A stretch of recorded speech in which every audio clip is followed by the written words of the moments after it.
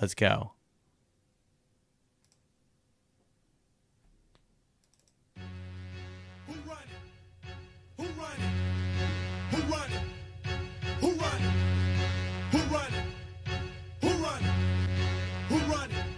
I don't know about you guys, but I think we should talk about running the football more.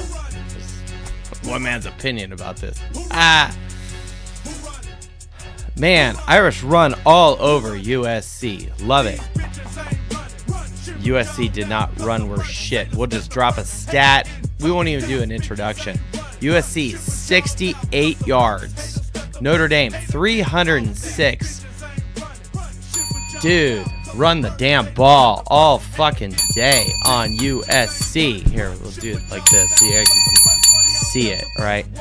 Dude, love it. Thank you for joining the Fighting Irish Faithful show. This is Joe at Faithful_Irish, part of Dose Leprechauns Media.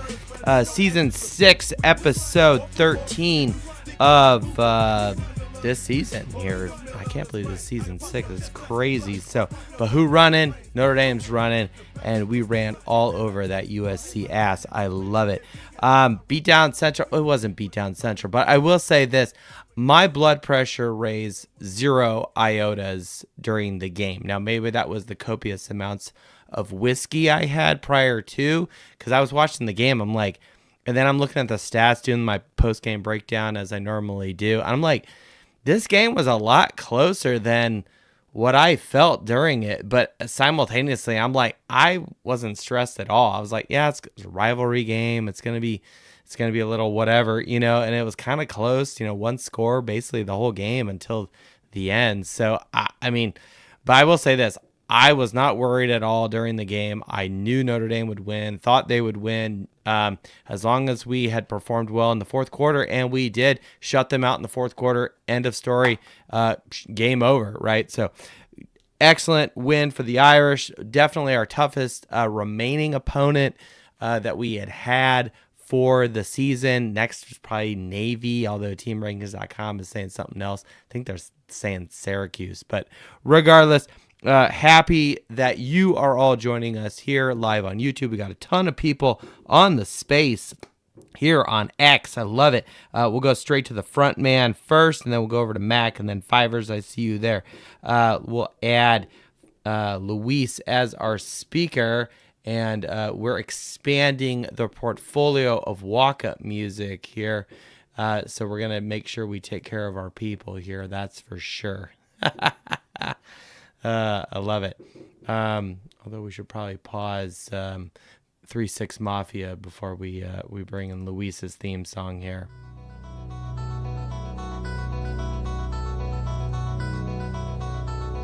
Luis, come on, man. Come off mute. And now, from California, letting everybody know we gave you 4 quarters of King of the Mother. At 5'6", Luis, I actually have no idea how tall.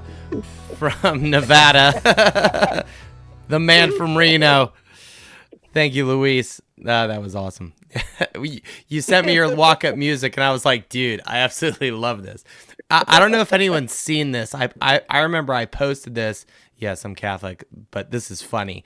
So the Pope is American, and he's from Chicago, or was the Cardinal of Chicago or whatever. But anyway, point is, I saw somebody that, like, when he was introduced as the Pope, as he comes out in Rome, right? Someone had taken that video and dubbed over the Chicago Bulls theme. I was like, dude, this is epic fucking tacular. So check my timeline. It's out there. Go back to the spring when we got a new Pope. So Luis, happy to have you with us. I'm glad you made it home safely after your pilgrimage to South Bend. Tell us all about it. Man, bro, I don't even know where to begin, to be honest with you. At first, it just started as whatever, and like make the best trip out of it. The first thing I did when I went straight to the grotto.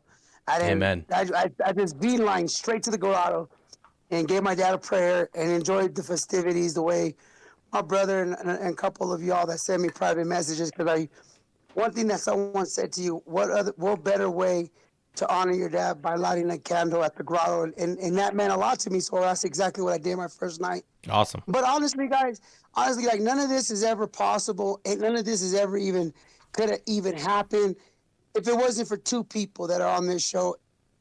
And you motherfuckers mean a lot to me, like a lot. You know what I mean?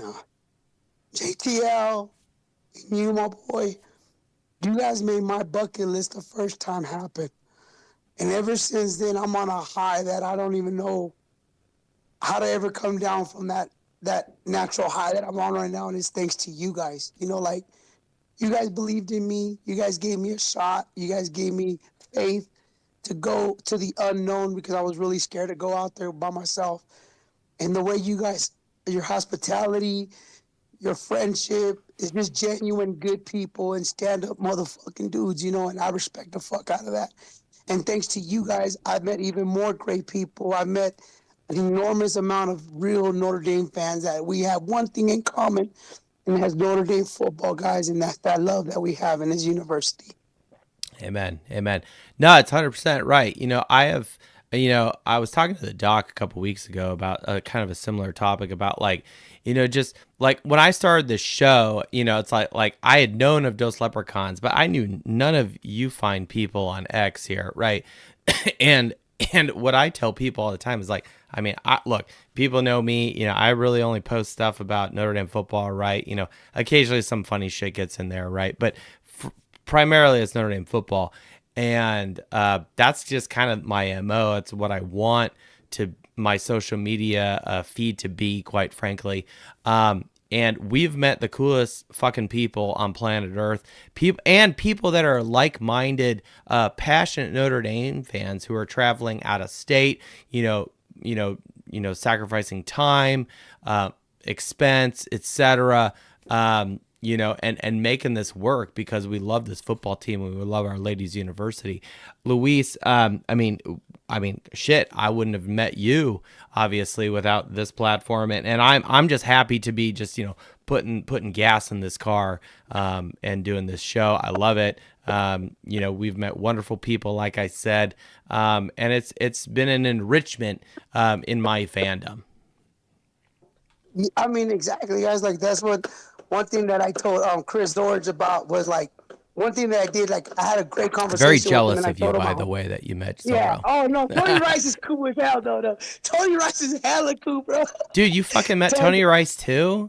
Yeah, bro. Oh, bro. Dude, I got stories. I got stories on stories. But the most coolest thing about everything was like, for me, was when Dan Patrick, like, I literally like, cause I was live, you know, I always Irish Dan podcast. Patrick, what? Yeah. So I was at Dan Patrick's show, right? And then his guard guy was like, "Oh, you can't be loud, you can't be this." I'm like, "Man, here we go again, man." So I walked away, went to the bookstore, dropped $1,200 on the bookstore, came out with bags and everything. And then as I was walking up to go inside Legends to get something to eat, Luis is an eye roller right there. Oh, for real, bro. But money talks. Closed mouths don't feed nobody in my neighborhood. You know what I mean? I shoot the shit. If I go hard. Like I said, we don't shop on exclusive aisles. We go down the aisle that we want. But anyway, so Dan Patrick tapped me and he said, "Whoever you are and whatever you do, I love your swag, I like your get down, and I like your attitude." And awesome. I said, "Absolutely, bro. Absolutely. I'm from Fresno, California, and I grew up watching you." And then he just real quick was like, "What made you become a Notre Dame fan?" I'm like, "I've always been a Notre Dame fan." I go, "But what made this happen was the fact is, like, I met some genuine Subway alumni that are just like the most downest people, and I think that people should recognize these individuals." And I mentioned you, JTL, 5 Foot Nothing, Brian Frable, believe it or not, Marcus, 229, all my friends that I talk, Uncle June. Yeah. I talk highly of Uncle June. And it's just like everybody that's like on a day-to-day basis that reaches out and just genuinely cool. And like I even told them, like, we have a shot thing every day. Like every game day we have something shot that everybody jumps on 5 Foot Nothing shit. Yeah. And we all taking either water, soda, Guinness, Jaeger bombs, tequila, and name it. Pickle juice, bro. if you're my brother. Yeah. all that, pickle your pickle, whatever. I don't give a damn, bro. The thing is, like, I told him about you guys, and he just said, we need more fans like you. I'm like, we do have them. Just let us be us. Yeah. No, we're out there, No, this is great, man. Well, that's awesome. So what'd you think of the game? Like I will say this: I've seen USC twice in Notre Dame Stadium and twice at the Coliseum. Both times at Notre Dame Stadium was unlike anything else that I've ever seen at the Coliseum. I mean, for me, it was just cool because at first when we walked, they opened the gates a lot sooner. So when a couple of us did, I was like, you know what? I made it all the way out here, and then right after the game, we drove to Chicago to catch our flight. Like that was. Yeah. That was Okay. an all-nighter thing, believe it or not. I was soaked in water the whole time. Anyways, but the highlight for me was the fact when the lady goes, you could go down because I don't know if they're going to come in or not. Bro, I was the first row, yelling my ass off, talking to recruits, talking to the staff. I even told Mickens and the couple guys to give them 4 quarters of chinga tu madre type of football. And that ball-headed GA guy, Biffin or Belvin or whatever the hell his name is, he came up to me. He's like, hey, dude, whatever you said, how do you say that again? And I told him, he goes, what does that mean? And I goes, basically F-U football, but in Mexican style. He was just laughing his ass off, bro. He was happy. He goes, how do you say it? I go, give him 4 quarters of chinga tu madre F-U football. And he just started laughing. He's all like, dude, where you come from? I go, I'm from the Valley, my boy. I'm from California. And he's like, what the hell do you, this? So I talked to him real quick. But the recruits, they love the vibe, bro. They love the chain. Yeah. They love all that. And I was blessing a lot of people, you know what I mean? I went out there and people tell me to sell them, but I just feel I'm being special to be part of this. And it started with you guys at first, Amen. you know what I mean? So I never forget where I come from, and I never forgive those that had opened their door and gave me their hand at a time that I really did not even know shit, you know what I mean? Yeah. And I'm not saying I still do. I'm not saying I do. I don't. I just go out there and I scream my ass off, and I tell how much people I love Notre Dame football. Amen. Well, Luis, we love Notre Dame football too. Glad you had a great experience. Glad also the Irish came up with a win with a 10-point victory. Notre Dame is victorious 34-24 over our rival USC, and maybe the last time we see them in the fall on a regular basis in these odd years. So and 20 years since the Bush Push game. So crazy times. We'll see if USC has some balls or if they're a bunch of fucking cowards and just, whatever. So, but who gives a shit? Notre Dame is still going to do the Notre Dame thing, and we ain't going to back down from a fucking challenge. So, Luis, really appreciate your input tonight. Love it. Love your stories. Would love to give you more, but we are packed on people. Probably the most we've ever had for a bye week, but it might be the fact that we didn't actually do a USC post-game show. So we'll go over to Mac and then Fivers. I see you, and I see 5'0" pod. Mac, we got you here. Come off of mute, and let's lead you in here.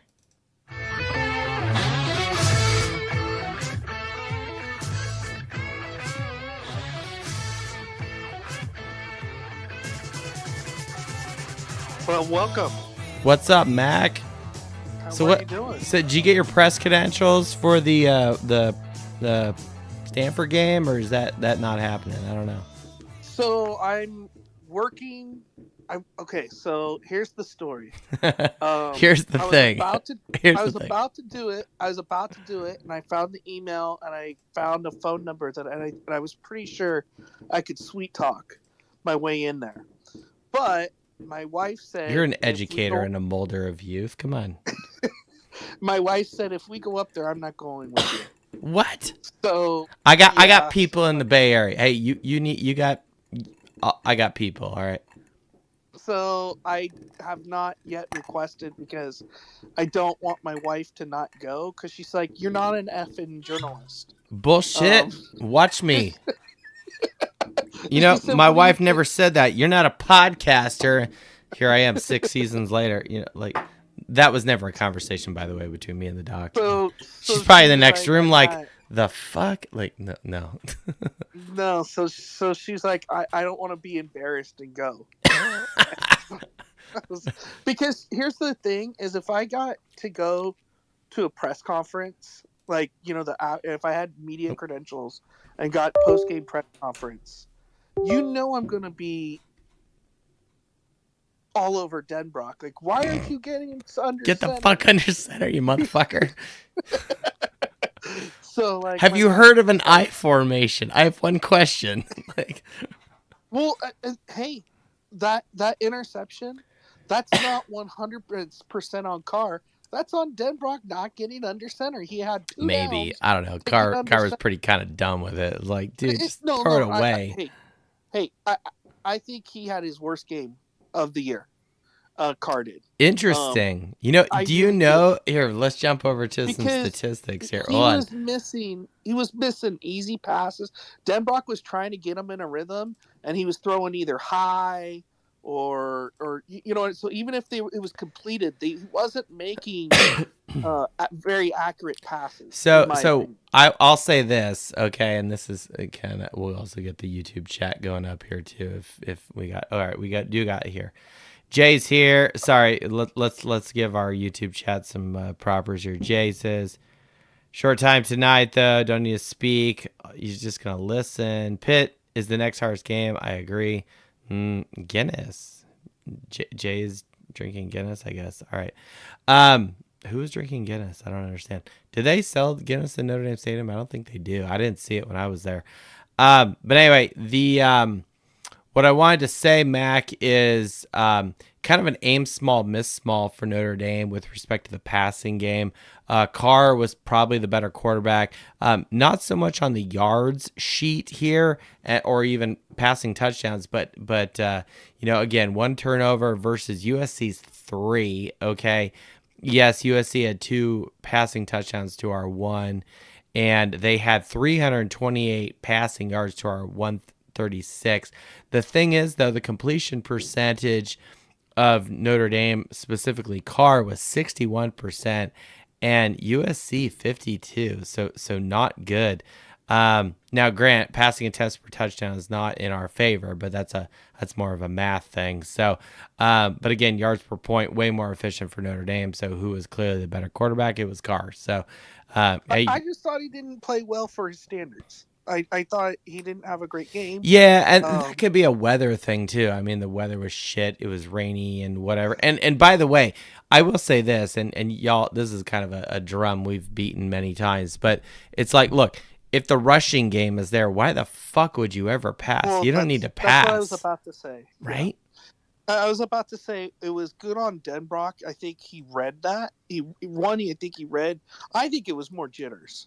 But he read that, and what is USC thinking running 2 safeties high the whole game when they are carving you up? I mean, I would have preferred bringing a safety up and forced Carr to throw. I didn't get that. Oh, if you were USC. It was almost, yeah, USC was they had 2 safeties back. They didn't want to lose anything over the top, and instead Notre Dame just carved that's them up. funny because like USC is having to they can't stack the box to stop Notre Dame's run. That means they respect Carr as a passer, exactly, and our dual threat ability. And it's like, okay, you're gonna not stack the box. Well, we've got these 2 excellent running backs. We're gonna run the fuck all over you. So. Right. Where's Natalie when we need her, by the way? And another thing was... someone DM Natalie, please. Another thing I didn't understand is why in the heck did USC not stick with the tempo? It was really catching... it caught Notre Dame off guard. And that was a really good job. And I want to say one other thing. Chris Ash, he's getting better every game. And there's more and more confidence. Yeah. They're playing more and more man. When Leonard Moore is in that lineup, this is a different defense. Yeah. It really is. I agree. And you can tell.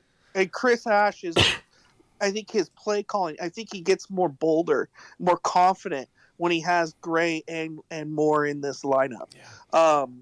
One other thing is something that's been started, or at least I created a whole segment on a radio show on Grant Napier's. If anyone knows who Grant Napier is, he's on Fox Sports and in Sacramento, former Sacramento Kings broadcaster. You have mentioned this gentleman before. Yes. Yeah, he was Sacramento Kings broadcaster for 25 years until he said that all lives matter. That's when he got fired. Anyway. Okay. Mac, I want you to know that your life matters to me. Thank you. Everybody who's listening, by the way. Anyway, I brought it up. I said, look, I think this Lincoln Riley has to go because he's lost to Notre Dame 4 out of 5 years. The 1 year that Notre Dame lost, they were kind of in a rebuild-ish. I mean, Drew Pine was our fucking quarterback. Which is funny. That was Drew Pine's best game of the season. And then I said, with Franklin, like you have a guy like Franklin who's available, and one thing you have to say about Franklin is, after that scandal, he really brought Penn State back. That's true. People forget about that. I have to say, yes, no, he inherited a complete grease fire over at Penn State, where they were thinking of shutting the program down. He deserves a lot of credit. Well, and he was there for quite a while. Now, I will say this. I wouldn't have fired him mid-season. That's just kind of my bag. But we talked about this last week. I got it in the notes right here, that I do think that they were going to stop the bleeding with respect to Iowa. They did lose to Iowa. Penn State did, by the way. Then they got Ohio State, then IU next, right? You got the number 1, then number 2 team in the country coming at next. Like, you guys are fucked over at Penn State, believe it or not. That's I think they did him dirty. Because he rescued the program, but you know what? But I mean, he's not winning the big game. So if you're a diehard Penn State guy, here's what I want to say about that, and why he might be a good fit at USC. You know what? He's not winning the big game. So everyone is absolutely correct, but USC hasn't even been in a big game in how long? Yeah, that's so true. That would be an upgrade.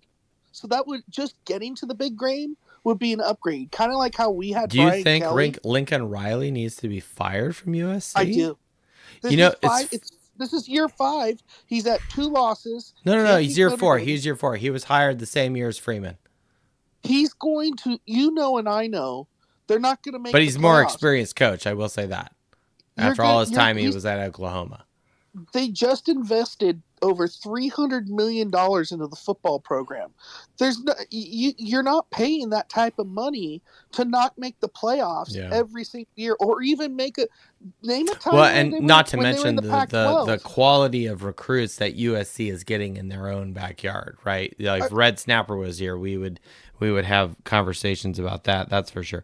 No, Mac, I think you're 100% right. I think that USC is in that, and we'll look at that when we get over to Coach's hot seat. That's a carrot for people for later in the show. But no, Mac, we're gonna move on. Not that I'm trying to cut you off, but we've got a ton of people. May I say one last thing? Yes, please go for it. Look, we all dislike USC, and they are a rival. But no, I hate USC. You need to get that right. We must admit this. It is a special football program.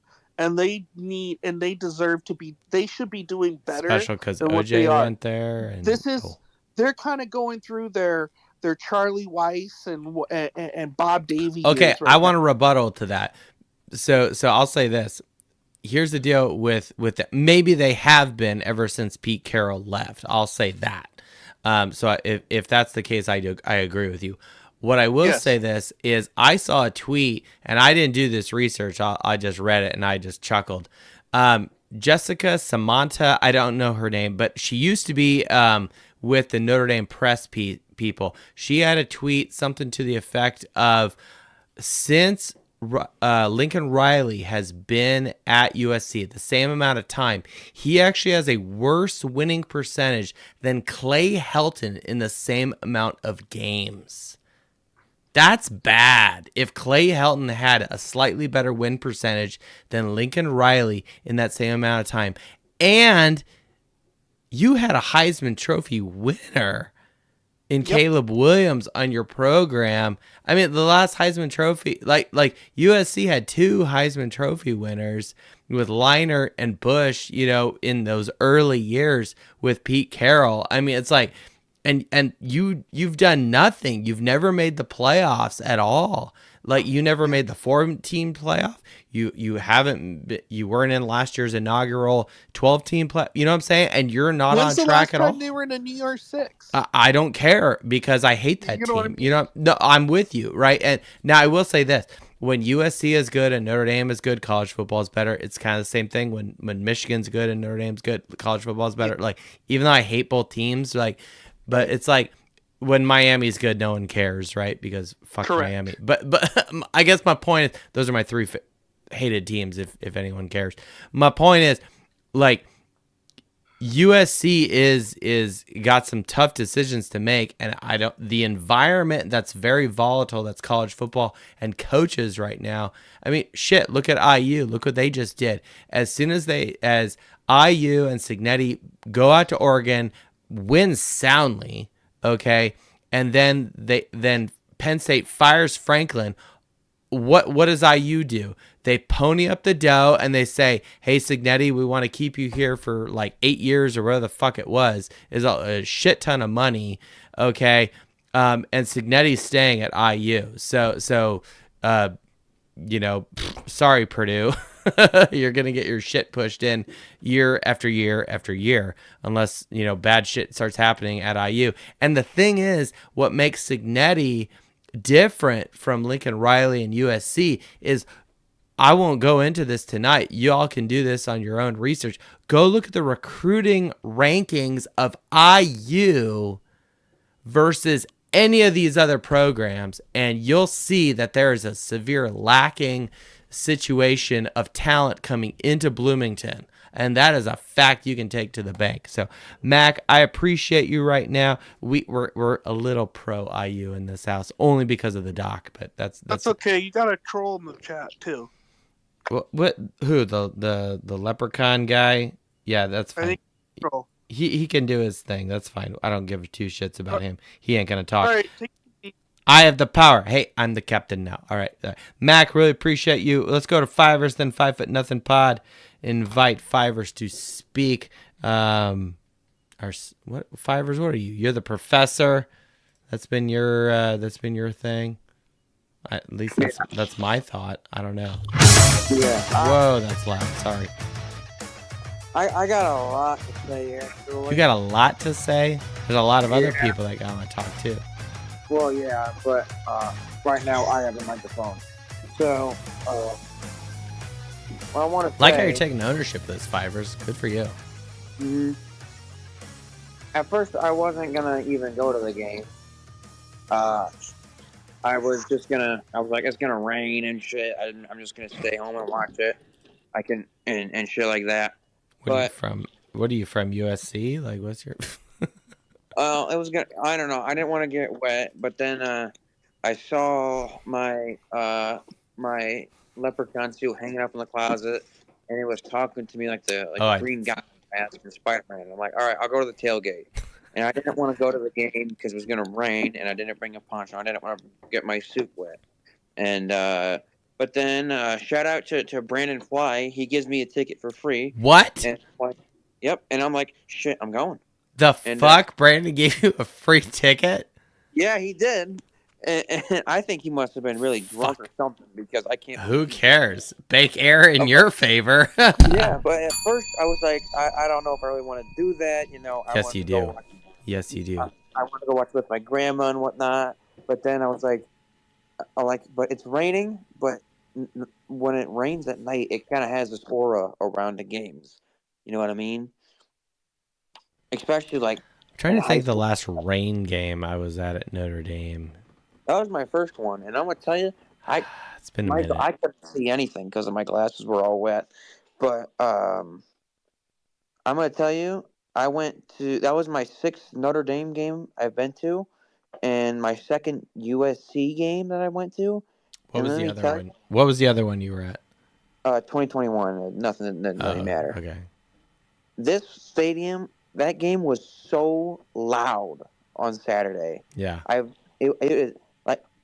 It was so loud it gave me a headache. That's how loud it was.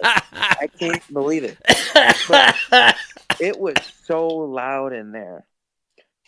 It was great, and it was even better because I remember for the first quarter, the full first quarter, I was standing up, and I got some of this actually on video. There were some old pricks that were behind me, and they were yelling at me because I was standing up and cheering. Tell them to go fuck off. And what I did is what I tried to be calm and stuff, but I'm like, number one, it's USC and it's Notre Dame. Where were you sitting, out of curiosity? I was in 106. Okay, so upper level. Yeah. And there were Okay. these old guys behind me, and like there was like a whole 12 of them. Oh, that's like visitors side, like corner, but almost like on the straights, right? Yeah. Yeah. And number one, I was like, if I'm gonna stay, I'm gonna enjoy the game the way I want to enjoy it. If you want to sit down the entire time, you could have stayed on. You could have stayed. You could have sat your ass. Did you tell him that? No, I didn't. Because, oh, you should have. Well, there's some other things I found out I was sitting in the wrong section. So, yeah. So I had to get out of there real quick. But the my real seat, those guys there were fucking awesome. I'm gonna tell you that. But yeah, I almost had to throw hands. Usually, if you have like beef with you or other people that are all standing, like there's safety in numbers. I'll just put it that way. Yeah. So if you've got a good like posse with you, and you're all standing, and especially if there's other people around you or people in front of you who are standing, you're like, you can always like pass the buck and be like, but like that's so irritating. It's like it's always old people, and it's like respect to old people who have had knee surgery or hip replacement. Like that's fine. Like I don't want to be a dick to you, but at the same time, it's like, dude, you're at a Notre Dame game. People want to stand. People want to scream. And this is our rival. This is USC. Like we're not in church here. The funny thing is, they were yelling at me, and I was like, "You're standing up," and I'm like, and I was going back and forth, but I was like, "Fine, I'll sit down." When I sit down, the guy's feet were right where I was sitting, and I sat right on his feet, and he quickly removed them. But then right after, he quickly put them right, like kicked me right in the back, and I'm like, "All right, bro." I didn't say anything because I didn't want to escalate it, but I was just, I was in my mind. I'm like, "Are you kidding? You're like 70, and you're acting like this." Come on, man. But other than that, it was really good. But this is the thing that pissed me off was the damn officiating again. Oh, really? I mean, it was terrible. I mean, what some of these calls were I mean, even both ways you could say were bad, but I mean, this is the third week in a row where they had some of these the officiating crew was just terrible. Yeah. But I actually have a little piece about this here, but we'll drop a little bit. He had more penalty here. yards than USC yes, had. That is correct. So we've got here up on the YouTube channel right now the penalties. One penalty against USC for 5 yards. So they're good California boys, whatever that means. Notre Dame 8 penalties for 96 yards, 1-to-8 ratio. Now, maybe that's a function that we're more aggressive and we're not nice people. I don't know.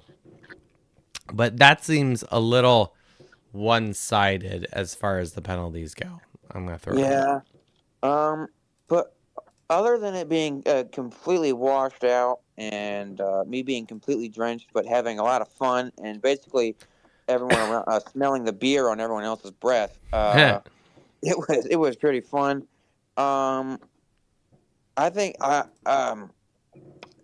don't know if Jason, if Tim found his shillelagh. Cause you told me he lost it. Here, we'll bring Jason on so you guys can actually have a you told me he conversation. Lost, and he was pretty pissed. Yeah, I heard about that. So here, we'll bring Irish JTL on here.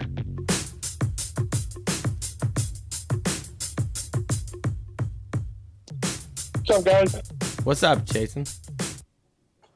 Tim did not find the shillelagh fibers. No, he did not. Here, I've got one. Coach Parsegian gave me this one here, so it's pretty dope. So Yeah, I remember I gave it to Nolan, and then the next time I saw it, it was hanging in the tree. And then I went to the game. I'm sorry you couldn't find that. Man, that His sucks. grandpa had that shillelagh for over 50 years and gave it to him, and it's Jeez. gone. So he's Man. he's a little sad about it right now, but we'll get him through it. We'll get him a new one and start a new tradition, and hopefully he can give it to his grandkids. So Yeah. we'll do our best with it. We'll make lemonade out of lemons. Bummer. Yeah. Well, Irish JTL, you were at the game, man. What's the story?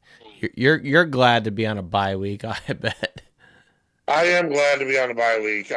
I'm exhausted, just because I'm old and fat, and 6 weeks worth of travel is a lot. I've been traveling since Labor Day. That's what I'm gonna I had say. a 7,500 mile oil change that came due 2 days ago, since September 5th. So, yeah, it's been quite the 6 weeks. Yeah, absolutely. Well, I'm glad that you get some R&R, well deserved, prior to the next bit of games coming up. Did you think that like we had talked in the pregame show, you thought that the spread was low. You thought it should have been higher.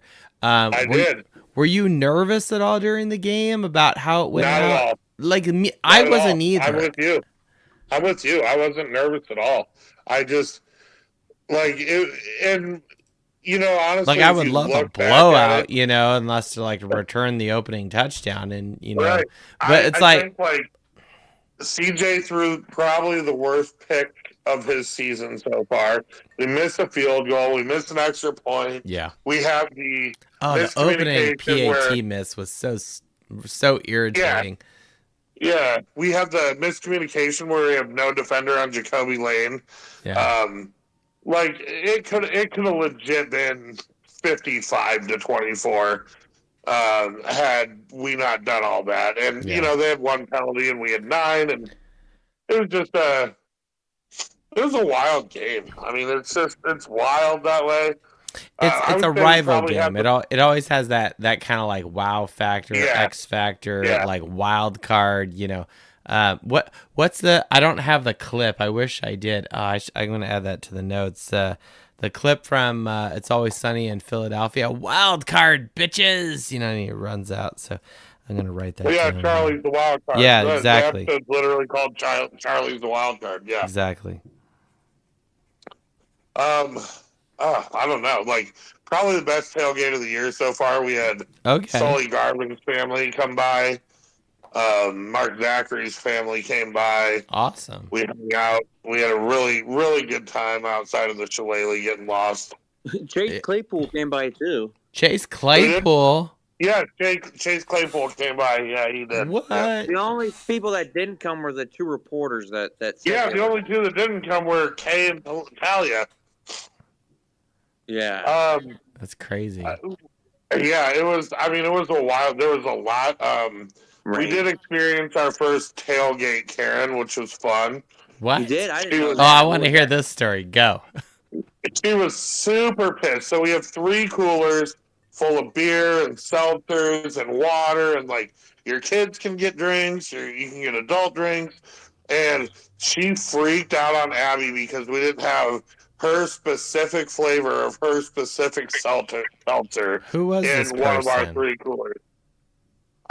She was there. She knew one person at the whole tailgate. Okay. And Fivers was there. And Luis was there. So they can probably attest. Mason's been there enough.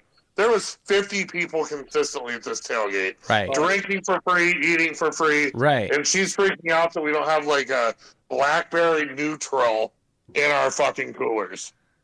Go take as much as I want to ask you guys to do better in this particular case, I'm going to say no, this person needs to take a long walk off a short pier per se, and just be like, what's wrong with you? You're showing up, nobody, no one knows who you are. Okay, and people are being gracious.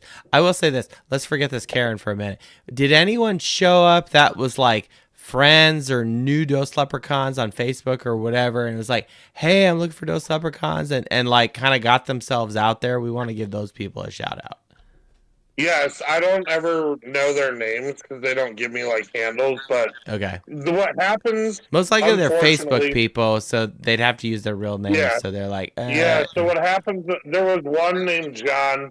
What happens, unfortunately for me though, is they come up and they're like, "Is this Dose Leprechaun?" Because I got the tent, and right. I'm like, "Yeah, this is the Dose Leprechaun." And he's like, "Jason, I love your podcast." I'm like, "I'm not that fat, Jason. I'm the not other that fat guy." Jason." I know we kind of look And alike. I have to like break it down to him that there's two. We fat both Jasons. have beards, we're both, we shop in a certain Big old section of bearded the dudes, store, like. Yeah, so that's always the. It's a little trying to awkward. explain. Like, The one Jason is not here and the other one is. we're both named Jason. Right, exactly. That's funny. Recruiting wise, huge fucking weekend though. Oh, Guys. Huge. dude, Yeah. let's talk. I don't have recruiting. Why don't bad podcasting host here? We're gonna. I have it. I have it. I know. All right, where are you at, man? I'm in the wrong year. What do you got? 2026, 2027, 2026. Notre Dame's looking at number 4 right now. Top 5. That's where we need to be. That's for sure. Behind SC. Who the fuck wants to go to SC other than California kids? SC is more of a product of quantity over quality. The beach. Yeah, I mean they have a lot more 3 stars than us in Georgia, who are behind them. We're actually composite number 2. I think Rivals has us at 4, but as I told Singer yesterday, Rivals is trash. I usually keep the what the fuck? I don't know. Team on spell, I've got pretty. Spell was predicted to go to ND, and they dropped him a star. Yeah, that was. I heard about that. Was that post, yeah. And he's right. Rivals didn't drop him, but Rivals they don't ever give anybody a 5-star until the end of the cycle, and so it is what it is. But the number 1 running back, so you're talking skill positions. The number 1 of the 3 skill positions isn't a 5-star. I don't care how many they have 32 5-stars. Wait, what year are you looking at? 26 or 27? Keeman Spell 27. Keeman Spell 27. Yeah, that's right. Okay. Right. Yeah, right now. So it's saying right now, that he's 100% Notre Dame. He is. I heard he had a verbal from a very good source. Yeah, let's see what he got. He was one of the 2. He was one of the 2 Hayes Fawcett's Shamrocks times 2. He was what a fucking blessing that would be. Yeah, he's not going to announce. He's going to take 3 more visits before he announces. And honestly, I kind of anticipate that. It's like you do whatever the fuck you need to do. This is kind of the environment we're in. Yeah, now, if he commits to Marshall, I may be, Michigan. whatever. Yeah, But. he's going to go to Michigan. He's going to sow his royal oats, I guess, but he'll be Irish. Yeah. Well, and it's like Michigan's not doing anything since they're, cheating Natty. I'm looking at who else has, thrown him scholarships. You got Florida State, Georgia, Michigan, Sparty, Nebraska, Ohio State, of course, Ole Miss, Oregon, Penn State. Like, honestly, of all these programs, there's really only 3 that would be, potentially interesting. Georgia, Michigan, not even Michigan, really. Oregon, I would say, and Ohio State. So since he's a Pennsylvania guy, maybe Ohio State. But it's like, I don't know. Take Ohio State or leave it. I don't know. Just like the way Notre Dame is managing their. A week ago or so, he's 80% Irish and maybe split the other 20 between Ohio State and Georgia, however you want to do it. But he ain't going anywhere else. Right. That's interesting. I'm seeing here that Tony Alford is a coach over at Michigan. Is that right? Yeah, it is right. Yeah. What the fuck? He left Ohio State and went to the team year, up north? Yeah. Last year, yeah. Oh my gosh. I did not know that. That's crazy. I We mean, had some good big- on you, we had Michigan, some for big hiring a visitors. good coach. But man, dude, that's wild. Would not So expect that. I gotta go. Thank you, Jason, for having the tailgate, and You're welcome, buddy. Luis, it was finally good meeting you, man. I love seeing you. All right. Tell Tim I said good luck finding the shillelagh, and I'll see you guys later. I'm not gonna tell him that because he'll just get madder. But Yeah, I'm sorry. I doubt that'll I'll- happen. I'll pass the well wishes. All right. See ya. Before I go, Joe, I gotta address the Lincoln Riley getting fired at USC. Yeah, let's talk I about think- that. Do you think that's going to happen? I don't think it's time. I don't.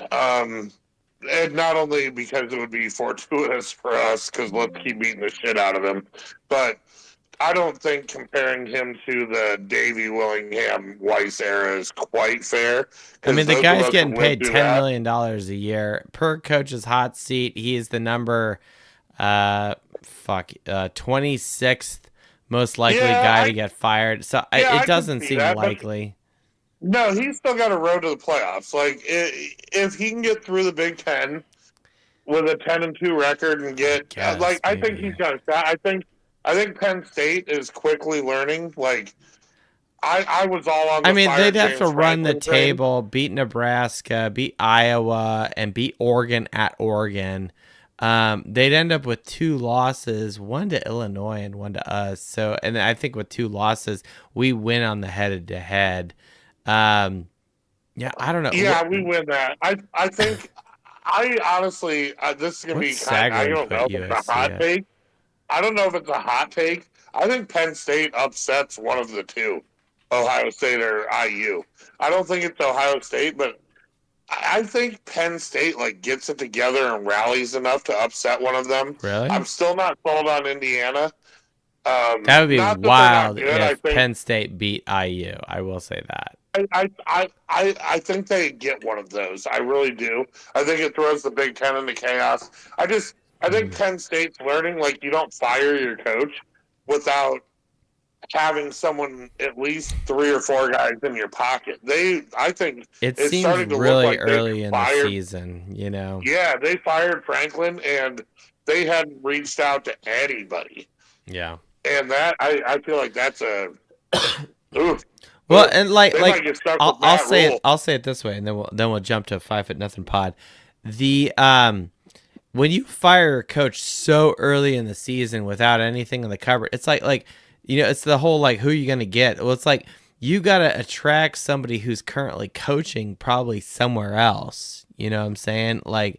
And then it's then you have to maybe pilfer somebody, and it's and then what message are you sending when it's 4 or 5 games into the season? It's 5, and you fire somebody. Well, what does that say? Is that a real safe place to coach? Or maybe I would just be, as much as I want to coach at a big program, maybe I'm okay just collecting a check and taking care of my family and doing what I love, which is coaching people at another school. You know what I'm saying? I think Penn State really showed an aggressive nature with firing Franklin so early. I'm not saying they did a bad thing by firing him early. I'm not saying that because, I mean, shit, you lose you lose at home to Northwestern after losing at UCLA, who's Agreed. not good right now. That's not good, right? So people are probably getting fed up with Franklin, no doubt. But it's if you gotta think a little bit slightly long term here into next season, and look at the recruits. I mean, shit, Keem Spell was gonna go over to Penn State. Oh, they're dropping like flies. Yeah, it's for as pissed as I was that Notre Dame didn't fire Brian Kelly at all, quite frankly, and BK just kind of showed his hand and then left right before the fucking Fiesta Bowl in 2021. It's just okay, so I don't know. We got a little BK piece later. I think So the Franklin move. I think Franklin probably would have lost to Iowa too. I agree. I think the move though would have been let him finish out the year, but get feelers out there. Don't come out thinking you're going to steal a Freeman or get an Urban Meyer out of retirement or save him. Like, who's gonna leave? Find out who's interested. What winning coach is gonna leave their program mid-season? No one's gonna fucking do that. I agreed. And I think if they go to the end of the year, maybe you lure Clark Lee away from Vanderbilt. He's a Penn State. He's a Pennsylvania guy. He graduated from Vandy, but he's a Pennsylvania guy. And then you can keep the recruits on and talk to them like, here's where we're looking. You know, you get your general manager out there. That's why we have Mike Martin, and that's why SC has Chad Bowden. Like, here's who we're looking at. You know, here's how we're feeling. But instead, you just uproot the program in the middle of the season, and now recruits are like... I thought that was a little hasty and a little surprising, and now it's setting a tone in this environment that's college football. So anyway, it's crazy bye-week chaos, good conversations, love it. Jason, I really appreciate you not only contributing to our show tonight, but also running the Dos Leprechauns tailgates.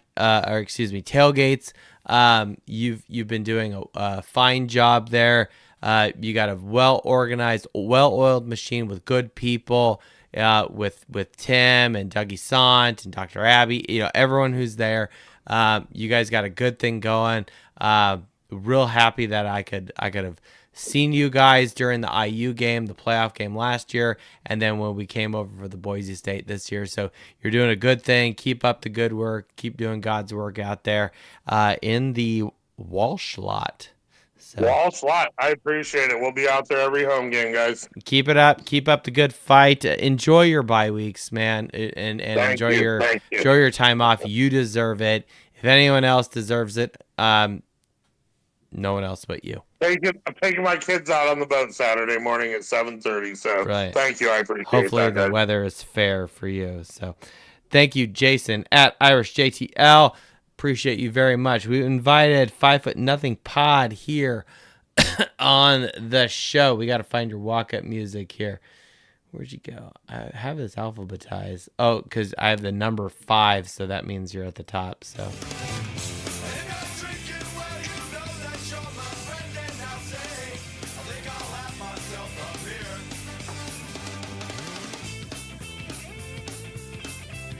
Nothing pods dancing in his kitchen or whatever. Hey, asking you shall receive, man. I'm just saying. What's up, Mike? That was awesome, and I cracked a beer with it. Just timing is excellent. Brilliant, love it. What's up, man? Oh, not a lot. Been a minute for you, dude. It has, and it's we still had practice tonight, but. I wanted to be on. I was excited about the walk-up music, so here I am. But it is a carrot for our regulars here on the show. Yeah, not everybody has to have, awesome. ND Fanatics, we don't have your walk-up music. Lynch Mob, I don't have yours. Who's been on since day one? We're going to bring Sean here. We'll invite you to speak. Sean, you've been listening since the very beginning, basically. Wookie, I see you there. Coach Bar CJ, Mike Sloan, hang on, guys. I mean, we're just making our rounds. Another pod, what's up? The Franklin thing, just real quick. You guys are right. Like, Penn State made a very, very, very, very emotional decision. Yeah. And I'm not saying they're wrong, but it's like, I don't know. Yeah, dude, where college football is at and where a university and a program like Penn State is at, I don't know that emotional decisions, because there is zero chance they had anybody in mind, or even this was not part of their plan. They were not. Realistically, who you gonna get? At this point, or who's gonna be like, oh yeah, I'll leave my program here. Well, that's what I mean. They're just like I said.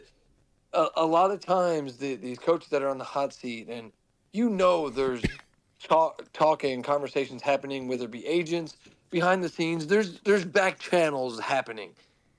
There is zero chance Penn State was doing any of that. So they are starting from scratch, trying to figure this out. And the people who are helping fund all this stuff, the boosters, they're going to have a voice. And when there's no conversations happening prior to out of nowhere sucking and having to pull the ripcord.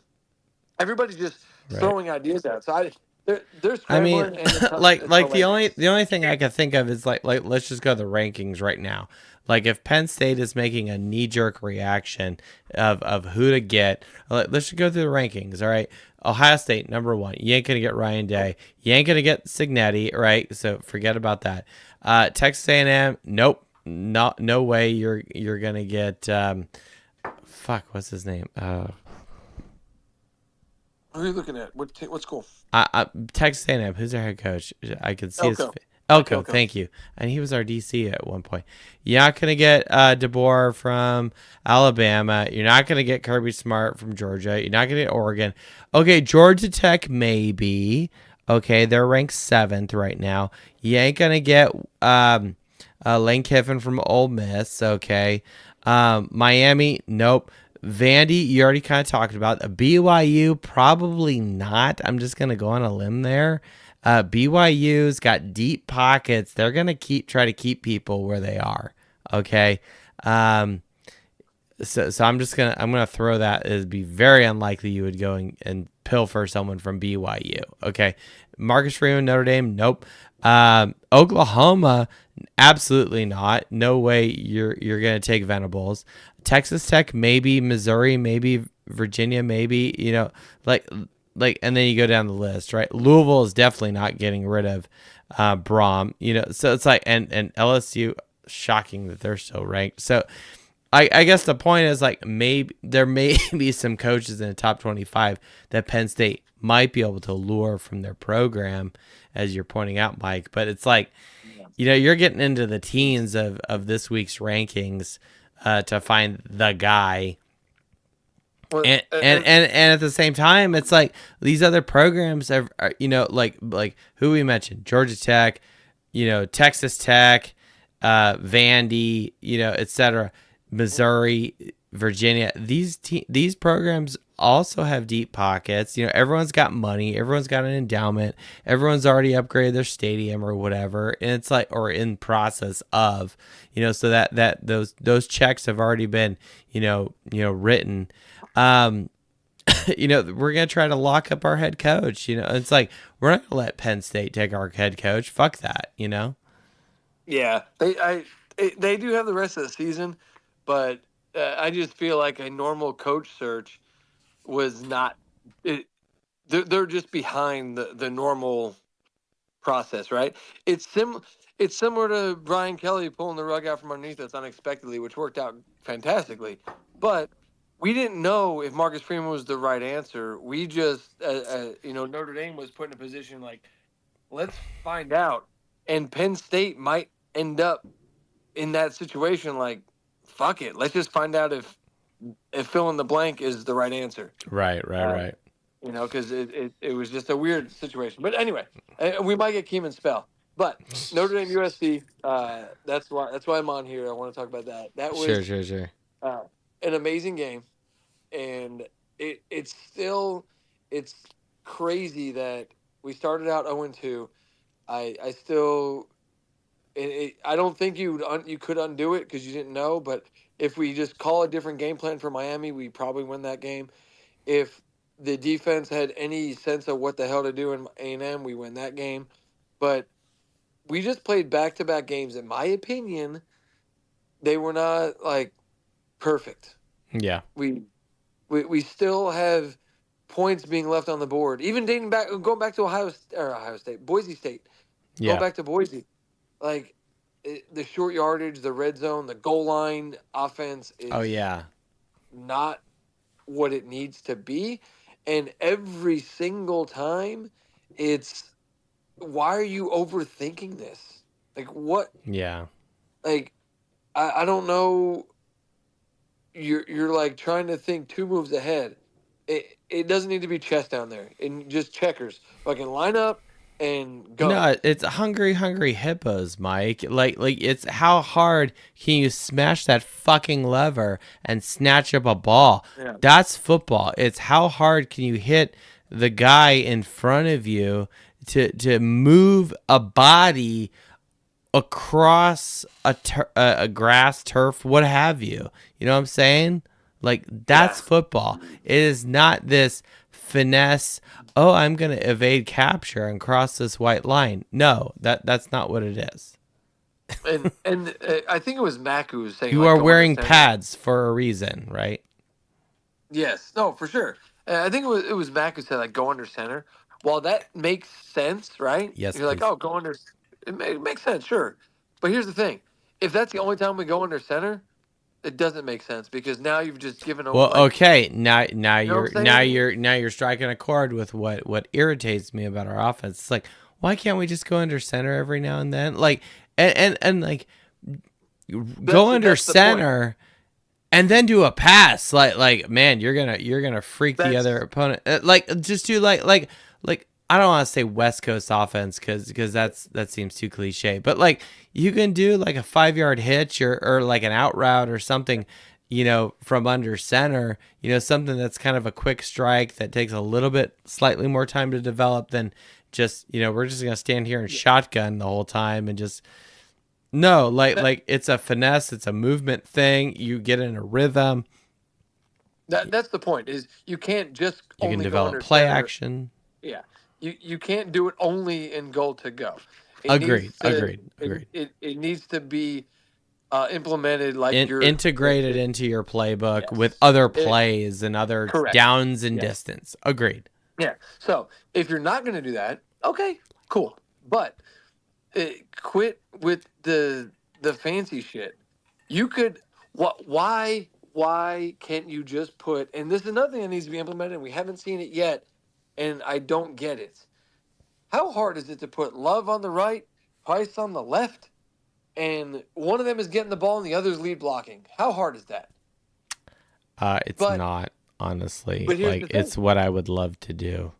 I would love that too, but here's the thing. I bet Just what we Natalie were would love that just too. talking about. We've invited Natalie to can't- speak since we're talking about running the football. I think we need to give Natalie the title of ambassador of running the football. I'm gonna throw that out there. We ran maybe. Oh, you know what? We don't have Natalie's walk up music, but it might be tonight's intro music. I'll just throw it out there. But continue, Mike. But you can. That's a great concept, right? Except same thing with under center. You can't just all of a sudden have never had Love and Price on the field together, one on the right, one on the left, and then just do it. Right. It's too obvious. Did you just crack another beer? That me? No, I just took a sip. But that should be something Someone that did. we need to start implementing, and that would change the goal line. Because here's what's not a plan going forward for the health and health of Carr, sanity of our fans. You can't have Carr be Riley Leonard down there. No, thank you. Because he absolutely got his bell rung, by the way. Yeah. But it's crazy how imperfect we were against USC and still won by double digits and still won in a very convincing way. Agreed. Well, Mike, I really appreciate your contribution. We're going to try to get to the rest of these people, try to keep the show under 2 hours. It's the bye week. We're kind of basking in the crock pot of victory, so we're scooping the juices over ourselves, right? It's great.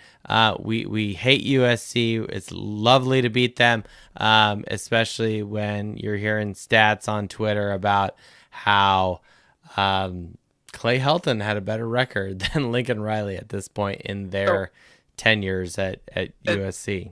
Good stuff. And the last thing I'll say, I know Christian Gray had a day, but Leonard Moore and Dallas Golden, Leonard Moore is going to be, obviously we know he's great. They put him in a position, and I know you think, oh, just covering a receiver is covering a receiver. There is a lot of nuance in moving to like slot versus boundary field. There's different routes you're expecting to see and anticipating that just changes, right?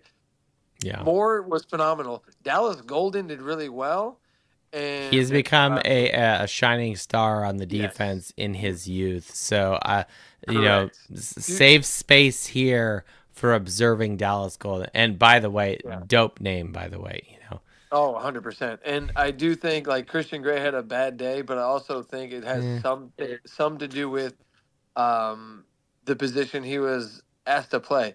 Because I know it's not an exact science, right, to there's a lot of mental things that go into this. If I want to get biblical wanna... here, I feel like Christian Grey is like the Jonah of, like he's being asked to do a lot, and he's kind of just getting the bad rap. Like he's the Jonah of the defense or of the football team. I don't know, whatever. But I bring it up just to leave with, if we can scramble up our secondary and still win the game the way we did, I think the remaining 5. How many games we got left? 5. Let's see. We've got 5 more games left. That was game 7. The remaining 5 games is a real opportunity to continue to build that.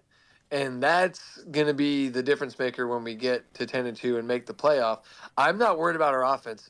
Offense can have off days. That's just life. That's football. Yeah. But our defense is still little by little progressing. And I was really happy, despite the ups and downs that Christian Grey might have had, that we, from what I've heard, scrambled up our secondary, put them in spots they haven't played. And all things considered, outside of a not covering a guy, and then either miscommunication getting burned on another play. Outside of that, but that was like 110 yards of their offense. Yeah. And, so I'll say this, and we'll jump over to the stat sheet because you got me looking at some of this stuff. A couple things about USC. So their passing touchdowns on offense, they were 22nd in the country. They had 14 coming to this game, clearly better than Notre Dame. And their passing yardage, which is down here, they were second in the country on average, averaging 325 passing yards. Mike, do you know how many passing yards they had? I know you can't see this here, but here it is. Against us? Against us, they had 328 passing yards. They had more than us. Now, what's crazy about it is coming into this game, they were averaging a passing attempts per touchdown of 13.3, which is actually less than what Notre Dame was doing at 13 flat. But what's great is in this game, their passing attempts per touchdown jumped up to 21, which is good for us, bad for them. So hooray for our side. It goes back to the whole yard points thing. Like, I don't care how well you do on yardage. What I care is about how effective we are at preventing you from getting into the end zone. So, and we did that. And so all the talk about Christian Grey or some of these other potential inadequacies of our defense, it's like, look at the scoreboard. Okay, you didn't get into the touchdown. You didn't get touchdowns as much as we did, and which is crazy. Which is something I wanted to talk about slightly. And thank God for Price's touchdown return. USC actually was better and more successful in their scoring drives than Notre Dame. They were 5 of 13. We were 4 of 12 on scoring drives, right?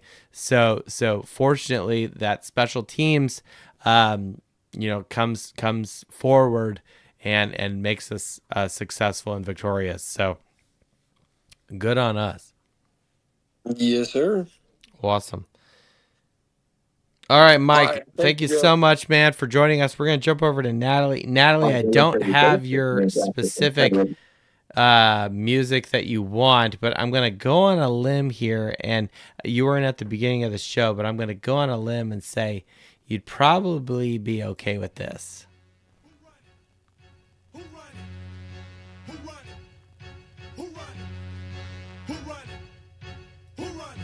I don't know. Natalie, you there? If not, we're here. What's up? How y'all doing? Man? How's Colorado? We're doing good. We're doing really good. We're doing really good. We were running it. We missed the beginning of the show. Sorry about that. No, it's okay. It's okay. This was our intro music, but we're unless Natalie tells me otherwise, this is going to be her walk-up music, right? So it's perfect.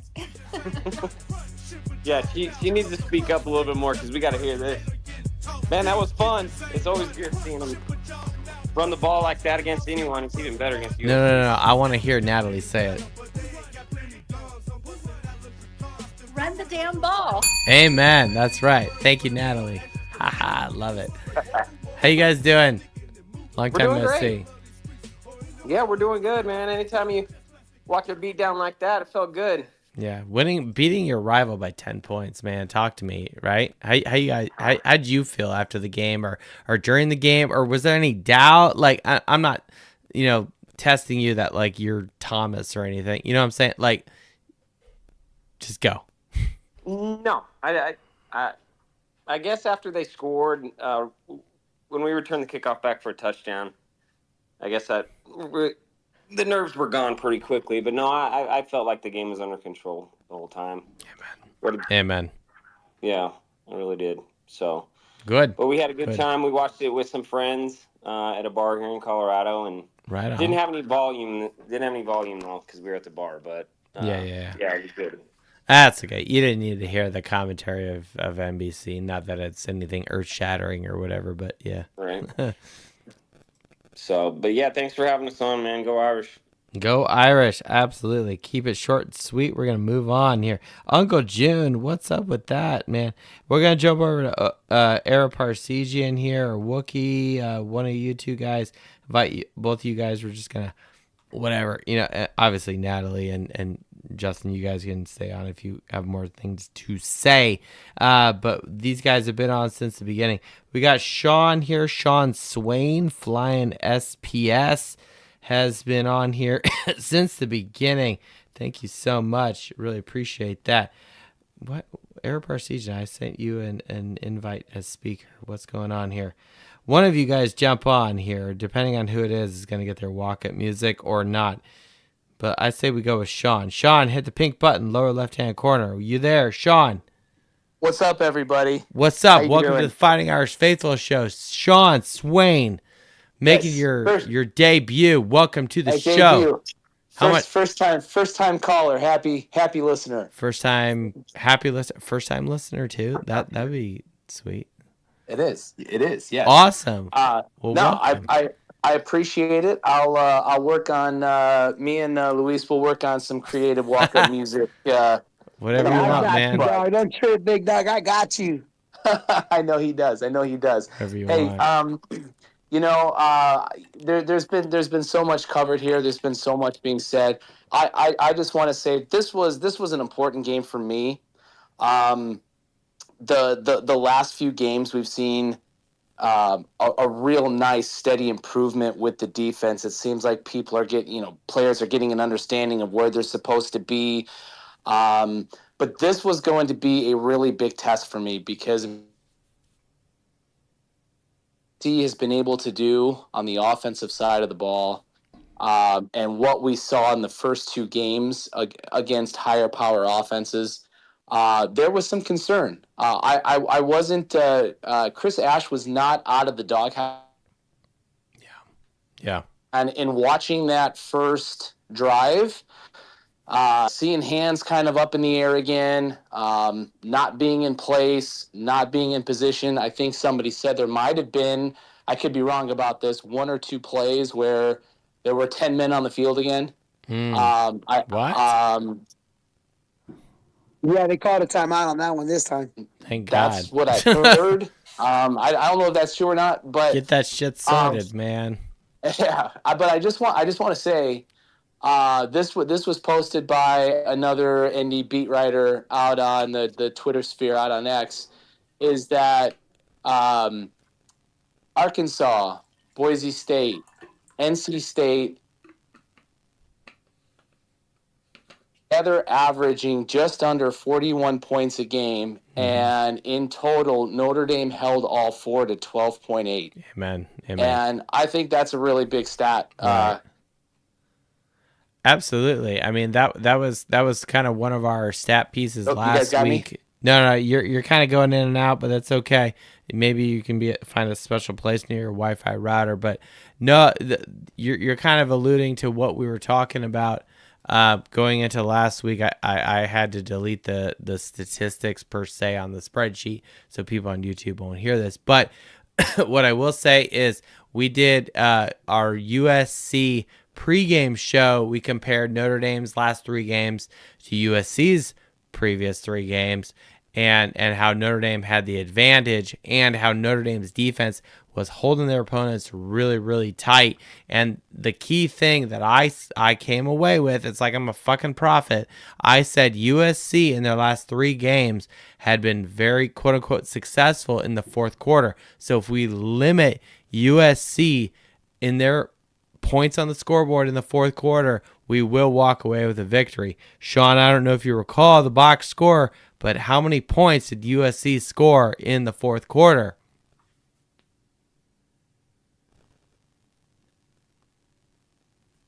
Uh-oh, Sean's moving over to listener here. Sorry, Sean, here, but spoiler alert, it was 0. USC had no points in said quarter, so hooray for our side. Absolutely love it. So, Sean, Can you guys hear me okay? Yeah, you're kind of cutting in and out. What's up, man? But all I was saying real quick was like this was the test for me for where we were defensively. I don't know where I cut out at, but stat was put out on X by another beat writer that USC averaging just under 41 points a game combined. Hey, Sean, are you flying or what's going on? Yeah, I know. He's like going in and out of tunnels or something here. Hey, Sean, we're going to put you on mute. Go find a special place near your router here. Reset your X app, whatever it is. So we'll come back to us when we got better connection here. Now I see 2 of you here on X, so that's just craziness. Let's go over to our director of Cheerio Pissing. That's you at Coach Era Parsegian. My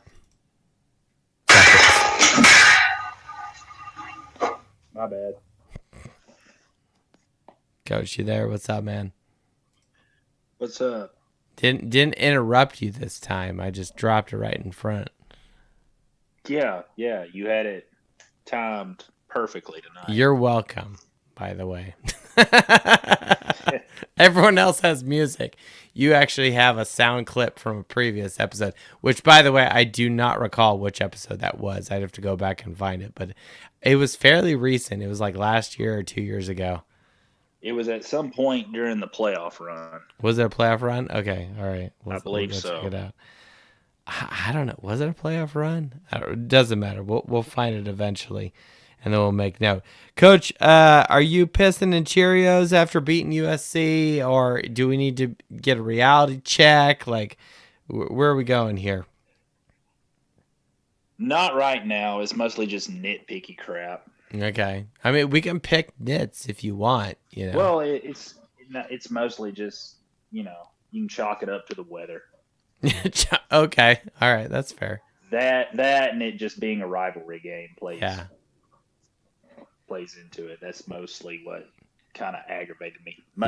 Kicking primarily. Where's Mac when you need him with the kicking game?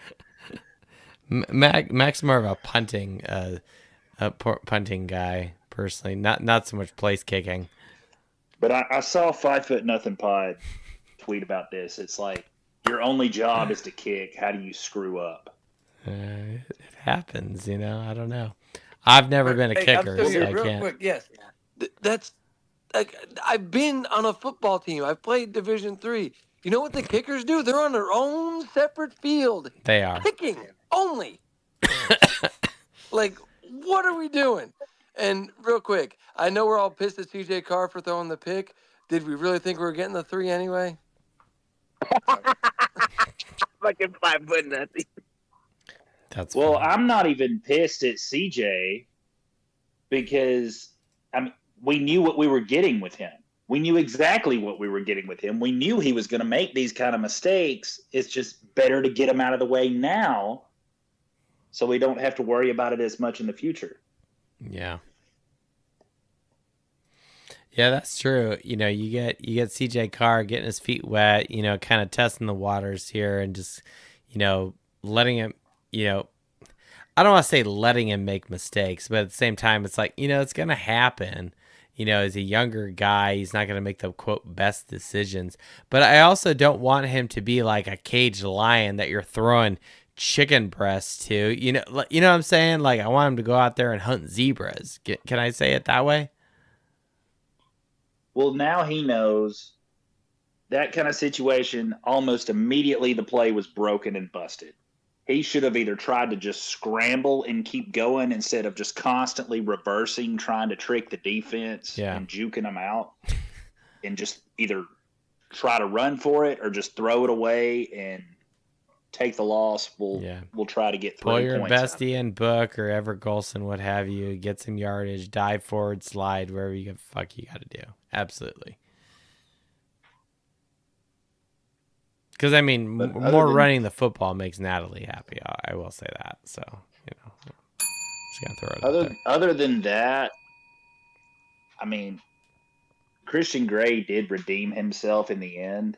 Yeah. I don't know what happened on that busted defensive coverage play, but somebody fell asleep at the wheel. We'll blame Chris Ash. That's funny. Might as well, right? I mean, I guess. I mean, Christian Gray did come up with an interception, which is great. Him and Luke Talich had our interceptions, so that's good. At least we finally got them because we've been flirting with it all night. Everything was I know, especially in that first quarter. We finally get one. I've only watched like halfway through the second quarter on the replay here, at night when I'm putting my kids to bed or whatever, and it's just like, man, like it's like we had a lot of other opportunities that I didn't recall while watching the game live, and again, that's probably the copious amounts of whiskey I had. If anyone saw my car bomb, good God, I'm just like, man, I was a little farther gone than I'd been in previous games. But I'll just say this: it's a rivalry game. You expect these kind of high intensity moments. And I'm just happy we came away with a win, but also, again, my blood pressure did not raise one iota during this game. I felt very confident.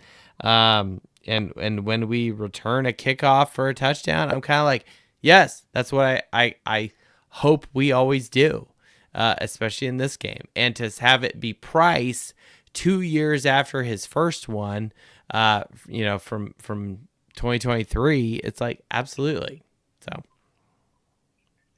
well, I know JTL brought this up earlier, and I'd seen it throughout the night Saturday.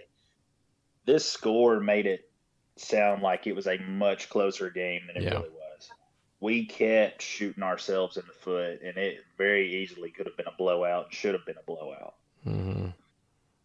We just forget the officials, but we just let them hang around, and even USC couldn't even do anything right. Mm-hmm. So,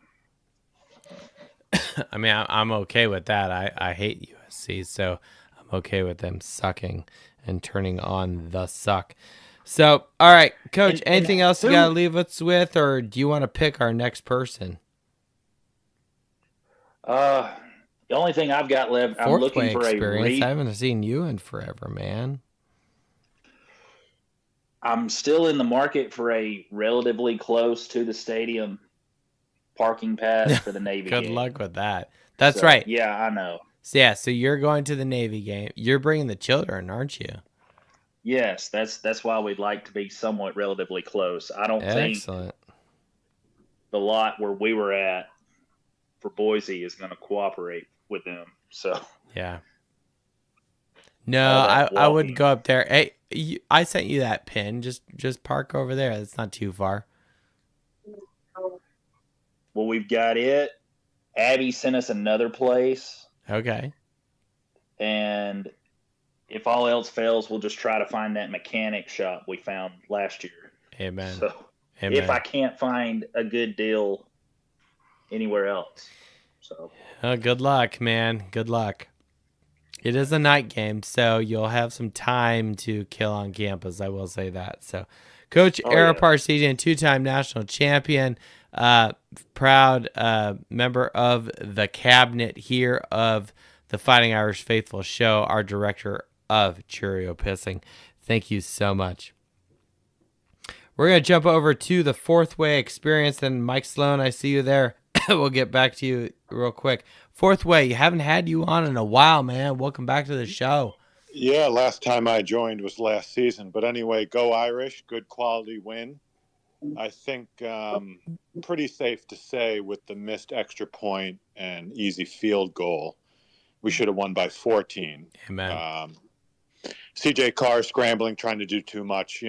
It's not from a lack of effort, so I can't really hold that against him. Do you think that's just like inexperience that's driving that, or?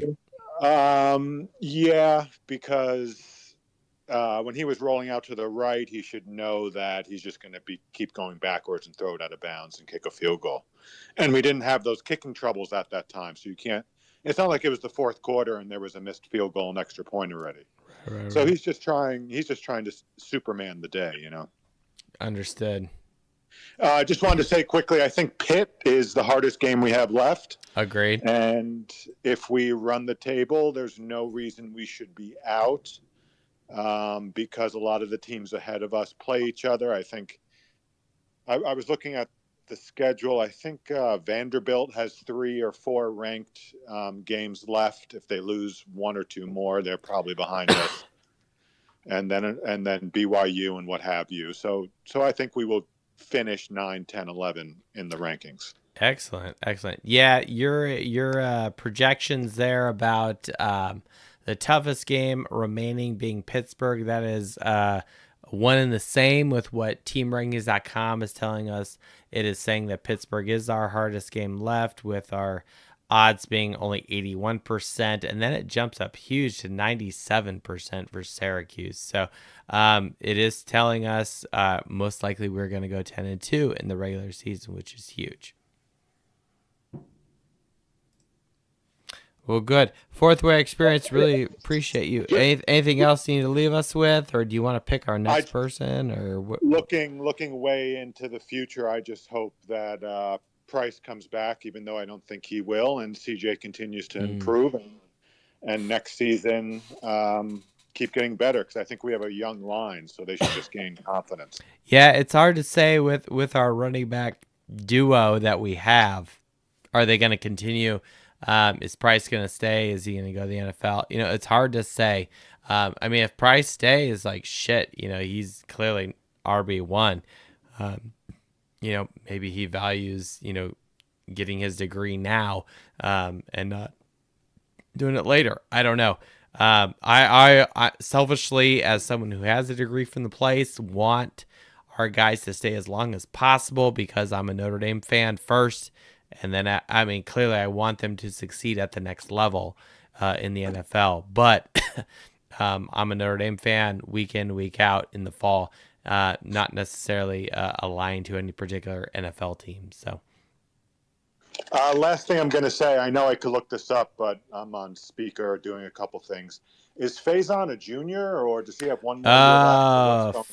Jordan Faison, probably a junior. I don't have that up now. Okay.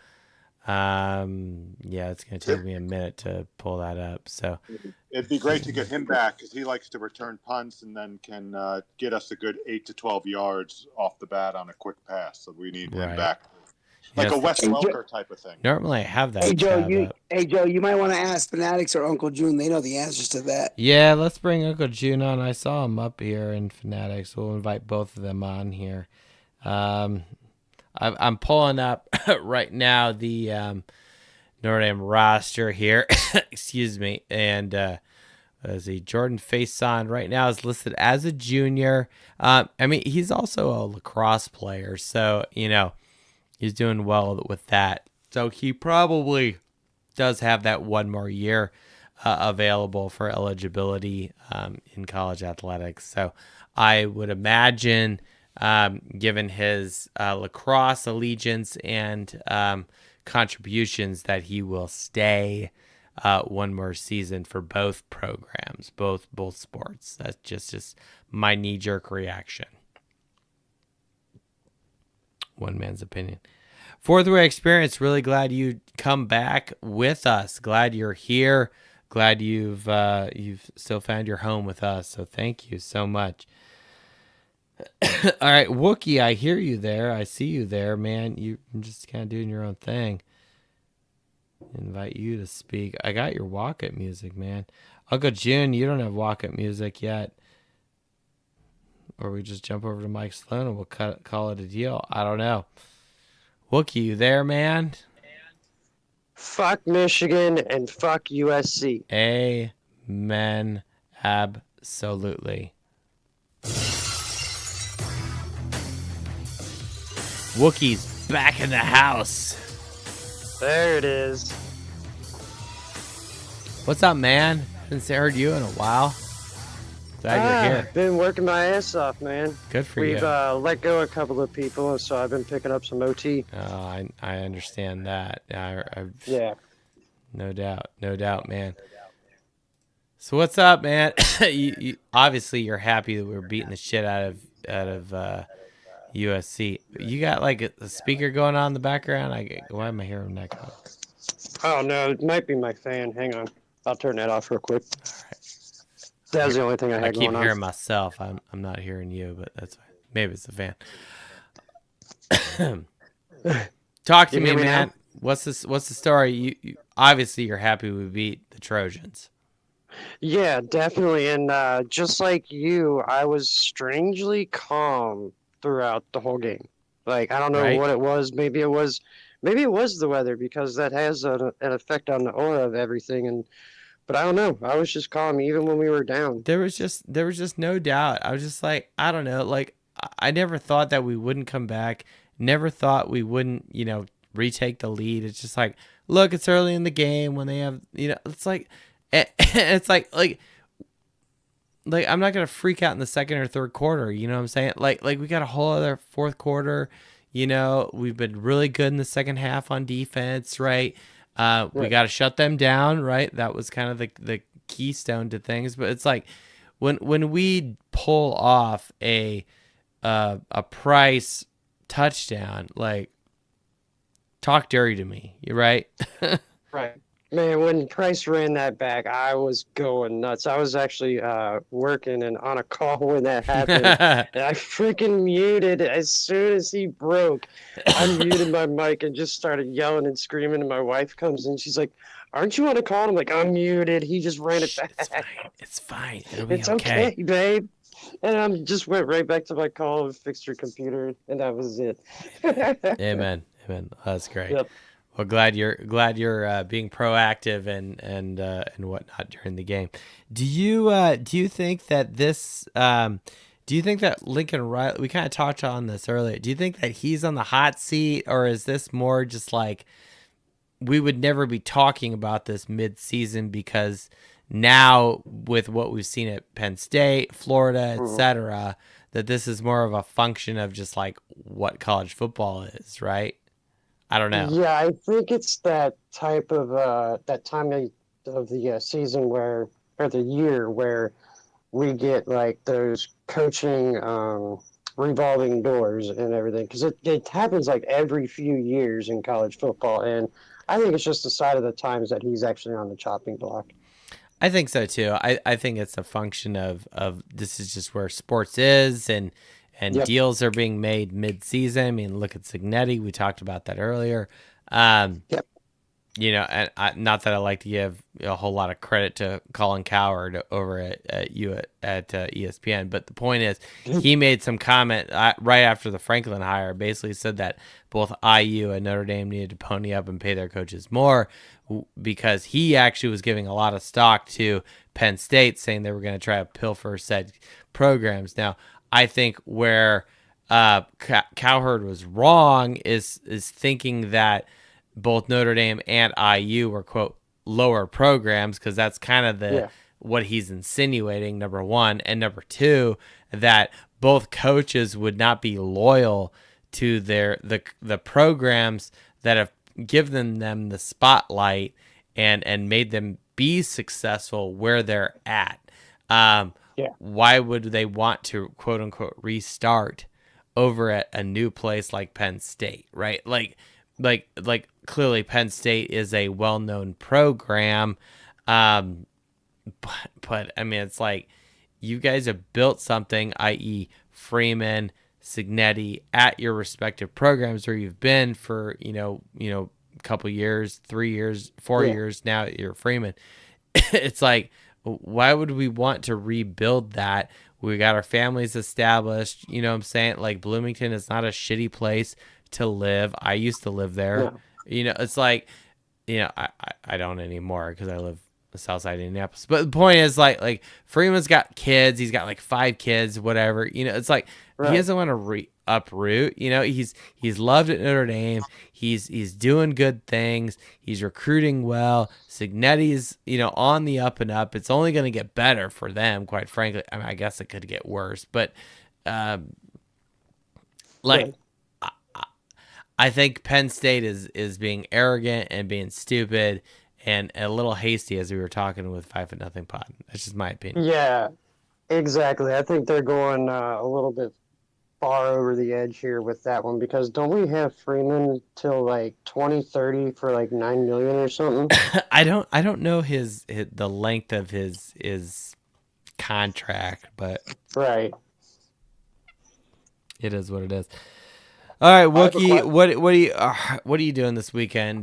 Getting some R&R? You got yard work to do? Like, I know I got a fence I got to finish painting, but right now weather is being my biggest factor in that between rain and wind. A sprayer painter does not work well in wind, so that ain't gonna. It doesn't at all. That's a whole. No, I don't have anything big plans. Yeah, some yard work, but I did, however, get drunk with the wife last night and some online friends celebrating the USC win. A little late, but better late than never. Hey, man. Hey, I mean, look at us right now, right? We didn't do a post-game show Saturday night going into Sunday morning.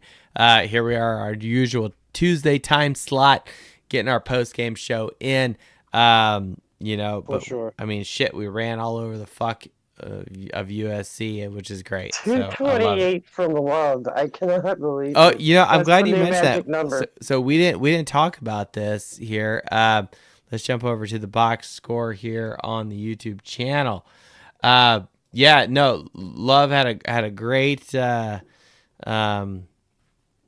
great game. 228 rushing yards, 1 touchdown. Now, what's funny is I did some cursory research into kind of like more macro national stats with regards to Jeremiah Love. Right now, he is 5th in the country in rushing. He has 758 yards total of yard points. He is also tied as 8th in the country in rushing touchdowns. He has 9 on the season. So good on him. Good for Jeremiah Love. What was his receiving stats? Receiving stats, I do not have that, but we can look that up. Jeremiah Love receiving. No, let's see here. He had 5 yards for 5 receptions, 37 yards. That's a busy man that game. His last receiving touchdowns were the Arkansas game. Recall he blew up for that. Nothing in NC State. 1 reception against Boise for 11 yards. So nothing too crazy. Honestly, saw a little bit more action with this USC game, but only 37 receiving yards. So. Yeah, he definitely touched the ball a lot. Yeah. Well, and why not? Right? You know, you give the ball to your best player, right? So. Exactly. I am a fan of, as always, grip it and rip it. Love the big plays, but watching him run was fun. Yeah, absolutely. Well, Wookie, thank you so much for joining us again on the Fighting Irish Faithful Show. Really appreciate your contributions.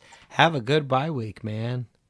You too, man. Get some rest. Yeah, exactly. Yeah, exactly.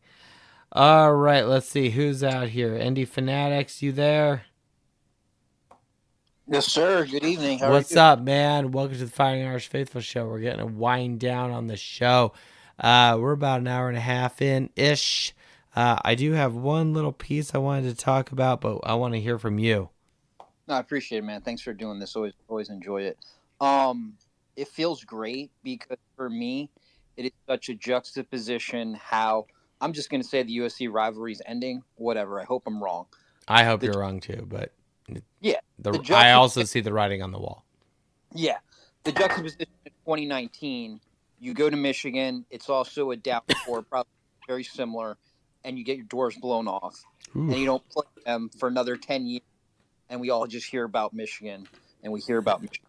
We hear about Michigan. Well, now USC, you can hear about Notre Dame, and you can hear about Notre Dame. You haven't won there in 14 years. You've Man. lost 10 out of 13 to Notre Dame now, and we don't Yeah, want to what was hear that about last win in South Bend? It was like 2011? 2011. Right. Yep. And I think it was Sam Darnold, if I recall correctly. Ooh, good question. I don't know the answer to that. I think he was the quarterback. But I don't think it was Barkley. I think Barkley was gone at that point. yeah, but to kind of come full circle, as you know, a lot of their fans want to talk about, well, we won a title in 5. Well, you haven't been relevant or in a national championship conversation in 20 years. Yes, Notre Dame lost to Ohio State last year, lost to Alabama twice. In a national. We've been in the fucking picture. In the ring. Okay. You have to be in the ring. Exactly. You have to be in the ring, and they have been in the clearly it didn't work in our favor. I'm gonna be the first to admit that, but it's like you're not even a footnote on this fucking script, USC. All right, so go fuck yourself. Yeah, and I think too, to that note, it's a great segue. Florida has won 2 national championships since our last national championship. Marcus Freeman emphatically told them no, because what you're presently doing is important, and how close you are to being competitive is important. Right. Florida's not close. No. And in that shit, they fired their head coach, right? So bingo. And in that same regard, people will say Tennessee is better because of the ranking right now. I don't see that. Nebraska isn't. Florida State, we know, isn't. And they've all won championships more recently. But Notre Dame is presently in a better position than all of these schools. And the only 2 programs that can just emphatically say that they are better just because of what they've done recently and maybe where they're at right now. I mean, definitely in Ohio State's regard, not necessarily right. Because I'm not sold on Alabama yet. And those are the 2 schools Notre Dame has not been able to get over yet.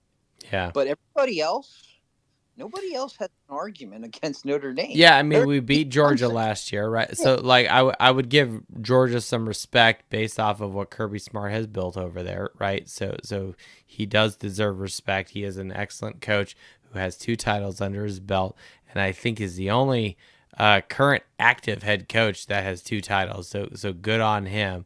Then it would be like Ryan Day or what have you. So, I mean, that's just where college coaches are now. But I'm with you there. It's like look at all these schools that are quote ranked above Notre Dame. We got this up on the YouTube channel here, and we're looking at the AP right now. It's just like, yeah, there's a couple of these teams, and Notre Dame got 2 losses early, and I guarantee you, if Notre Dame had run the table, was undefeated, we'd probably be second in the country. Okay, guaranteed. All right. So good on Texas A&M being undefeated, and they're ranked 3rd in the AP. So. No, I mean, great points, and I agree. And I think Era brought it up earlier. Pittsburgh is the last really remaining challenge, at least on paper. Pittsburgh in a tough place to play at, but I think at the end of the day, yeah, they're too dynamic. Pitt gives me anxiety, but that's a whole other topic altogether that we'll get into during the Pitt pregame show. Yep. But I think, Notre Dame's in a great position. They have a very youthful core that is learning and getting better every week. And, with this favorable schedule, hopefully the offensive line isn't too messed up. You're going to have time for these guys to really have cohesion. And hopefully as it comes late December, we're going into the playoff and they're just, we're, all cylinders rolling, ready for lifting. I agree. I think that's where we need to be as a program. I think that's the trajectory we're going. And right now we're just going to, continue to get better every week. Use these games. I mean, let's face it. Let's call it brass tacks or whatever. The remaining opponents, we should win out easily, handily. And so it's a function of A, perfect our craft, B, get better every week, and C, work on mental toughness to be the best Notre Dame team possible when we make the playoffs, because I believe that will happen. So, excellent. ND Fanatics, really appreciate you jumping back on. We're going to jump over to Mike Sloan next, who we do have his walk-up music here. So, Mike Sloan, thank you for being part of the podcast. Thank you also, ND Fanatics and Wookie, for being part of us as well. Mike Sloan coming in with the hard stuff with his walk-up music. Good on you, man. What's going on? So do you roll this in the truck as you're delivering stuff to your customers, or what's the deal? I've got the earbuds in, cranking shit like this, and I'm just absolutely kicking and slamming and throwing people's Amazon and you name it. Amen. You're getting it through your window. I'm hitting cats, dogs. I'm hitting your car. You're hitting roof. 3-pointers. Yeah, exactly. Oh yeah. I'm slam dunking shit over your damn top of your garage. It doesn't matter to me. Amen. Amen. Good, man. Well, how you feeling after beating our rival USC? We didn't get your... Feel great. Unfortunately, I didn't get to watch the first half of the game. I was on the road all day Saturday, but I did stream it. And got home just in time to catch about middle of the third till the end. Did you see the Price touchdown run back? I did. Okay.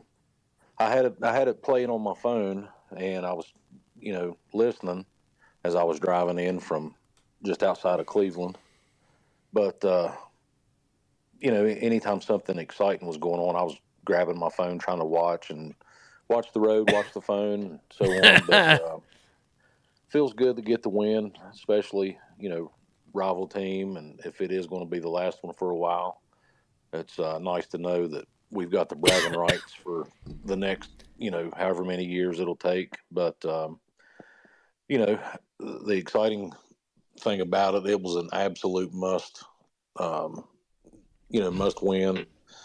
The season was kind of hanging on the line as far as what, our goals are. Still don't want to take any of the other teams lightly. We've seen what happens when, we face a team that we should win, and absolutely on paper should definitely win. Right. So I just hope these guys have their heads on, and the coaches get them focused, and everybody gets healthy and make a deep run at it. Yeah. But we're sitting in a good spot. I will say this one thing about the letdowns from the lower level teams is in the Freeman era, those were all early in the season, and now that we're at this point, entering game 8, game 7, what have you, coming up here, to me that just seems low and unlikely given where the program is and that where this team is at. That's just my opinion. There's no evidence that would suggest that is the case. The Freeman teams tend to look better as they progress in the season. The only season that really didn't, that kind of had some ups and downs towards the end of the season, was actually the Sam Hartman year. So I'm not saying that like that's going to happen. That's not my point. I mean, we had to go out and play a tough Clemson game at Clemson, later in the season. So that is not the situation we're in right now. So though I guess we've experienced that, I would just only counter that that's only happened earlier in the season. Yeah. Yeah, I mean, for sure, the guys definitely need to they need to be focused on what an opportunity they still have to make some noise. Win out. I just don't see any way possible that we win out. We're not in the playoffs. There's still going to be some shakeups ahead of us. Yeah, I think so too. I think you're gonna the Big Ten and the SEC are gonna collide a little bit more. I'm not sold on Georgia Tech. BYU is BYU, and I don't really understand their schedule, but like Vandy, I think is due. Ole Miss, there's a bunch of teams that are going to collide, and we'll see who's there and who's not. So, yeah. And, I was thinking about this today with the way that the team has progressed since, the first two losses. As bad as the defense was to only lose by a combined 4 points, I would love to take the team we have now and play those games over. Oh, sure. I think we would definitely, definitely be undefeated. But I mean, from the defense standpoint alone, like, good God, like the defense is light years better than where they were in those first couple games, right? Yeah, defense is definitely better, but that's still my concern about this team is some of the holes that they leave open. It's like, just please God, don't play zone anymore. Yeah, they're so much better when they play man. The offense does what it does now. They seem to be clicking, and to kind of piggyback off of what Fourthway was saying. Yeah, it'd be nice to get Faison back. I mean, I think he's he's under appreciated, I guess, as far as what a playmaker he is. The future looks pretty good as far as getting through to the playoffs. I'm just hoping that the defense can get it figured out, to play, let's just say we have a rematch with Ohio State. Sure. Where we're at now with the defense, I mean, I still don't feel comfortable enough to stop them. Yeah. I have to say. I mean, Faison did have more receiving yards, 6 receptions for 60 yards, averaging 10 yards. So the leader on total yards and on averaging of our receptions. So, I mean, like, good on him. He's out there. He's doing what he needs to do. And he was the leading receiver in this game. That's for sure. Yeah. Yeah. I mean, that's just, just to kind of recap, my concern going forward is just the defense getting better. Something else that I was watching, where I didn't get to watch the first half. I actually watched it this evening before you started, and the interception that he threw. When you watch the replay, I get what he was trying to do, but him running, throwing off his foot, didn't get his feet planted. He had a line to get a reception in the end zone. And you can clearly see, like on the replay, it shows like behind him view into the end zone. It's just, if he would have been able to plant his foot and throw a laser, we would have been fine. But the pass was weak, obviously, where he didn't get planted. It was just a soft pass, no force behind it, and it got picked. But he should have recognized that he wasn't going to get the dart that he thought he was going to get. Yeah. Just threw it away. But I mean, what can you say? I mean, it's just a mistake by someone that's bound. I mean, to it's make his first year really playing full-time college Division I football at Notre Dame, and you're playing at night and against your rival USC, right? So, like, I'm gonna be a little lenient to a first-year guy, and if this is quote unquote his worst game, and Mac was kind of saying this, it's like, okay, fine. If this is Carr's floor, then it's only going to get better from here. And especially with what we have coming down the pipe of our opponents, there's no reason why CJ Carr will not demonstrate improvement and will not learn from this game and learn how to be a better quarterback. So, oh, for sure. And just one more thing, if Coach is still listening, Coach, when you get to the Navy game, look for Snoop. You understand what I'm talking about, so I'm going to leave that alone. I'll let you guys speak in your code here. I won't really have much to say about that. Well, we were going to bring Uncle June on, but he just jumped off, which is fine. So we're getting near the end here. There's one thing I wanted to mention here. It's not really, I actually don't have a official stat piece. It's kind of more our post-game show. We talked about Billy Napier being fired from Florida. The question is Brian Kelly, our former coach, now at LSU, is he next? Because recall LSU lost to Vandy. So, who knows about that? One of my favorite websites is Coach's Hot Seat, but I'm sorry, who was that? What was that? You just brought up Brian Kelly. I was wanted to say something 10, 15 Yeah. minutes ago. Who's on the bigger hot seat, Lincoln or Brian Kelly, USC or LSU? So I'm glad you brought that up. Let's roll with this. The gosh darn it, OBS. I got too many windows open here. So right now, Lincoln Riley is listed as number 26 on coacheshotseat.com. If you've never been to this website, all it is coaches in college football and who's on the hot seat, and so Brian Kelly is actually more hot than Lincoln Riley at 20 versus Lincoln Riley's 26. Now, what I will say is this.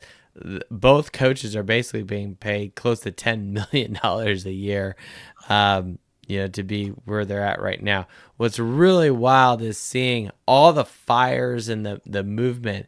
And from Trent Bray at Oregon State, Deshaun Foster at UCLA, Brent Pry at Virginia Tech, who was fired, Sam Pittman, who Notre Dame got fired from Arkansas, Billy Napier at Florida, Mike Gundy at Oklahoma State, and James Franklin at Penn State. The hottest name that's on the hot seat, what they are saying at Coach's Hot Seat, is actually Mike Norvell at Florida State. So yeah, that makes sense. You talk about someone who's been very inconsistent in their program. It's like, hey, you beat Alabama beginning of the season, hooray! But then it's like, now you lose these other games. Like, it's really rough. Then I would say Hugh Freeze at Auburn, and then they have Bill Belichick at North Carolina at 3. Which, come on, who didn't see that coming? So. That's where Coach's Hot Seat is. Surprisingly, maybe not surprisingly, Luke Fickell is number 6 on this list at Wisconsin. So that's what Coach's Hot Seat is saying.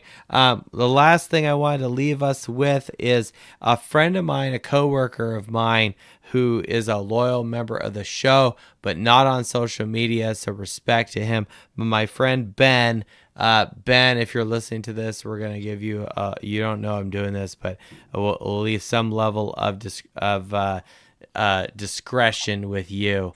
But a coworker and former team member when we were in our previous program as designers together. But I wanted to read an email a coworker sent to me on my work phone here. This is kind of what I usually get on a Monday morning, waiting in my inbox from a coworker. So he said, this is on Monday. Listening to Fighting Irish Faithful right now, so that means he was probably listening to our pregame show going to USC. Great weekend of college football. The Convicts lost on Friday. A&M almost tossed the Arkansas game. Ole Miss should have beaten Georgia, but choked. Burger King, that's Brian Kelly, Burger King lost to a lower tier team again. Then what my coworker Ben does is he links an article in USA Today about Brian Kelly on the hot seat with his contract buyout, this, that, and the other. So go to USA.com if you want to read said article. I will continue this email. The LSU boosters, and use $signs for S, so good on you, Ben. The LSU boosters are now finding out BK is who everyone thought he was. To quote the article, LSU paid for a national championship coach when it plundered Notre Dame's cupboard in 2021, but it got Brian Kelly, end quote. Glad the LSU AD got schooled. Sucks that Burger King stole so much money, but I'm glad he's someone else's problem. They got who they paid for. It just wasn't what they wanted. That fucked up will only cost them wins and money. Could have happened to a nicer program. Glad they plundered that game tosser. If you haven't figured it out, Ben's pretty blunt. I will continue. They still have yet to lose to A&M, Bama, and Oklahoma. Since it is inevitable, they will fire him. They should probably do it sooner. LSU boosters bought up a bunch of NIL talent, and they will still on track to lose 4 to 5 games? ? Burger King will keep blaming the players for preventable losses, but he is the problem. Over to the Irish versus SoCal, plus their homer refs. Relieved USC had to kick 3 field goals early in the game. If they punched all 3 in, the end game would have been much different. I agree with you, Ben. The late turnovers helped ice it. In a dry game, we probably don't get the strip on the halfback option. Carr's red zone pick was bad. Shanking the extra point reminded me of the Burger King days. Shanking the field goal reminded me of the sliding Weiss era as well.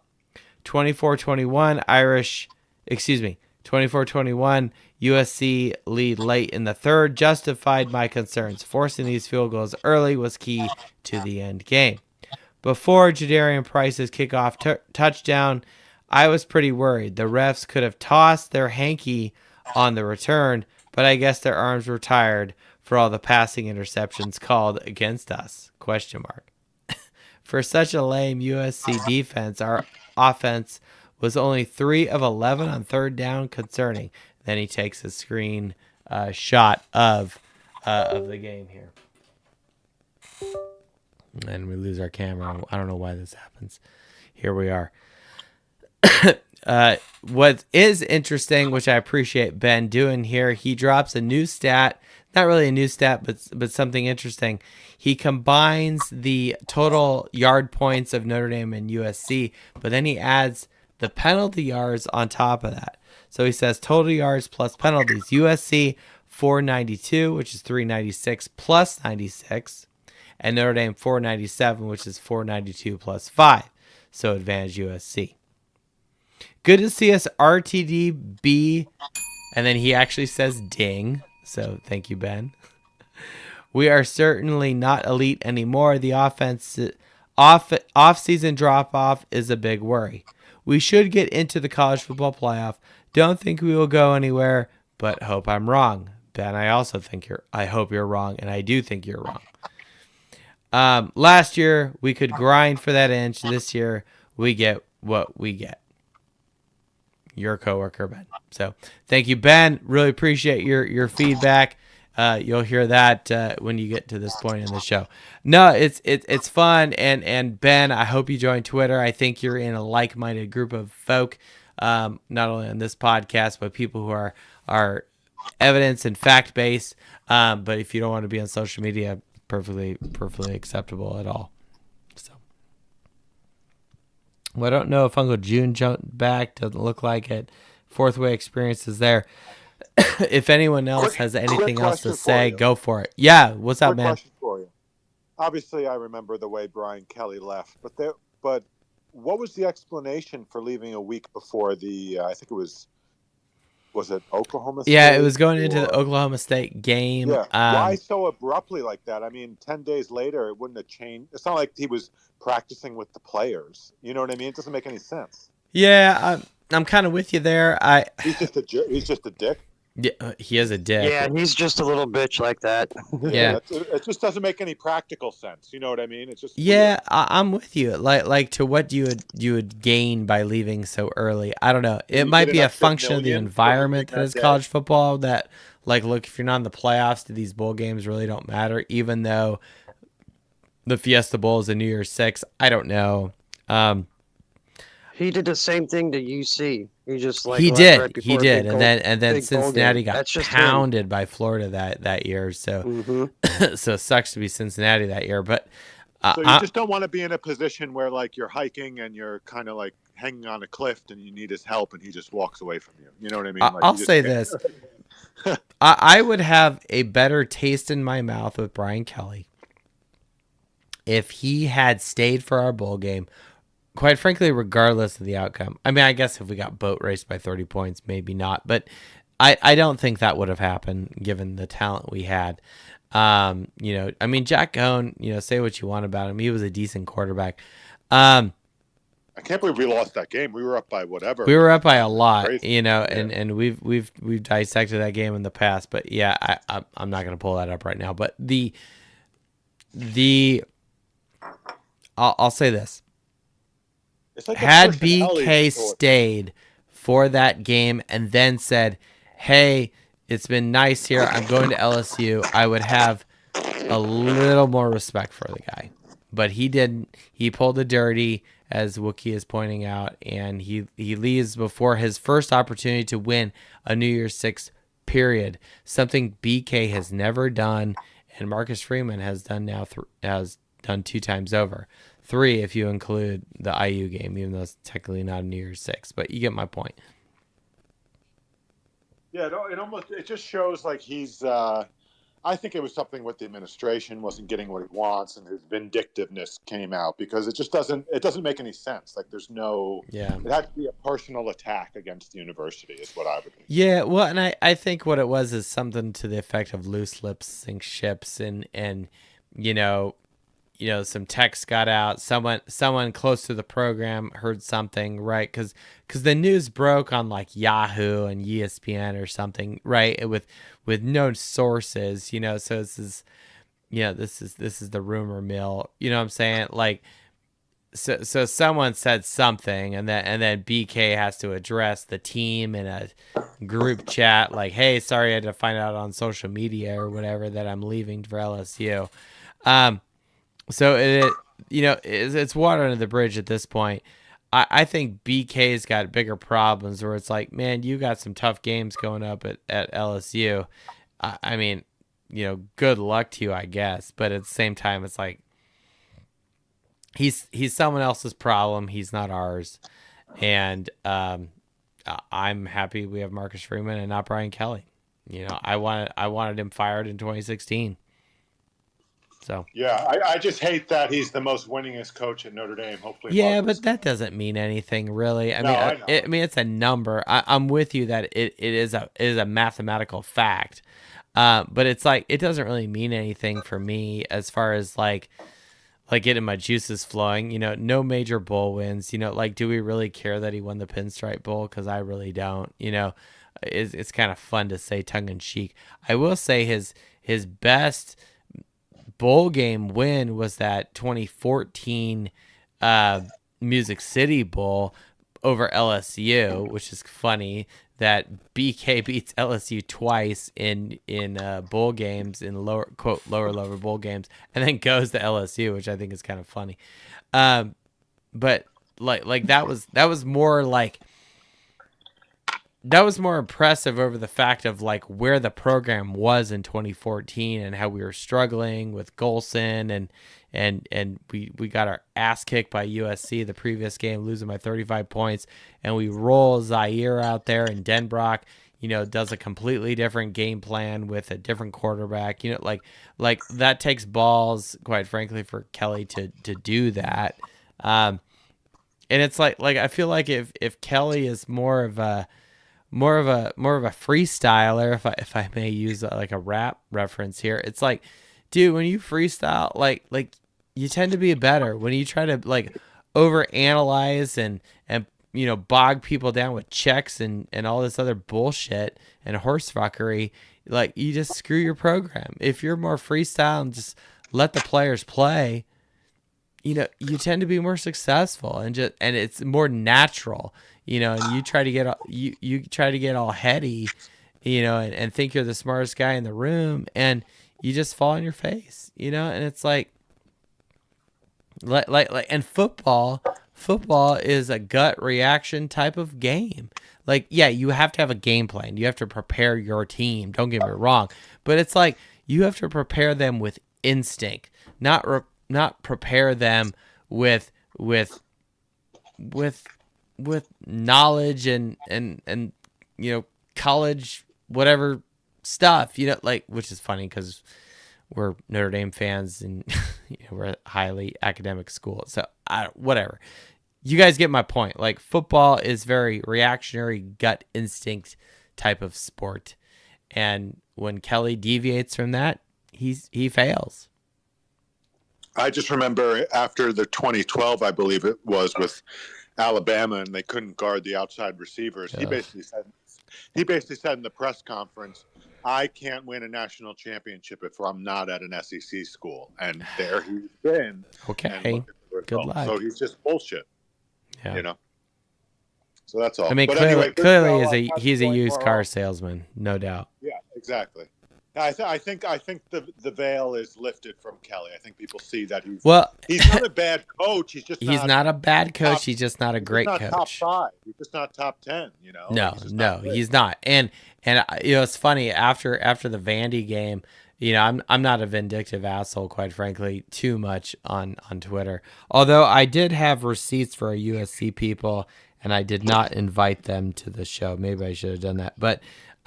It's okay. We don't have to kick USC while they're down because I think they see the writing on the wall with their head coach. Change is coming.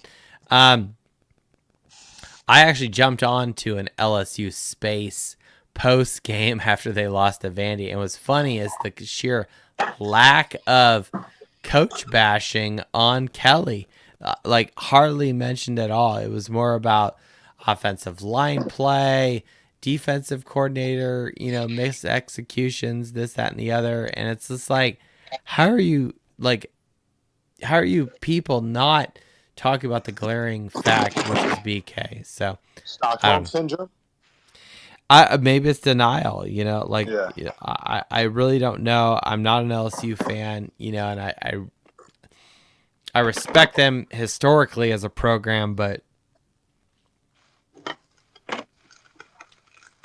it is what it is. I don't know. All right. Well, fourth way, I think we're going to shut her down. I really appreciate everybody jumping on. Thank you so much for jumping back. You're welcome anytime. Really appreciate everybody. My voice is about to go. Really thank everybody for joining the Fighting Irish Faithful show. It's been great. I mean, Notre Dame is doing great shit. Kicking ass, taking names. It's hard to be pissed right now as the Notre Dame fan with where we are right now. The path seems very clear. The path to the playoffs is there. It's good stuff, and I'm a happy camper. So let's roll. This is where we're at.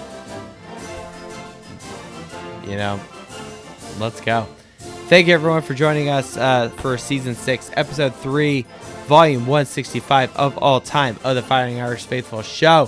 Thank you so much, everyone, for making me part of your day, your work week, your commute, however you listen to us on Spotify, iTunes, whatever you got. Go Irish, beat bye week, and we'll see you next week.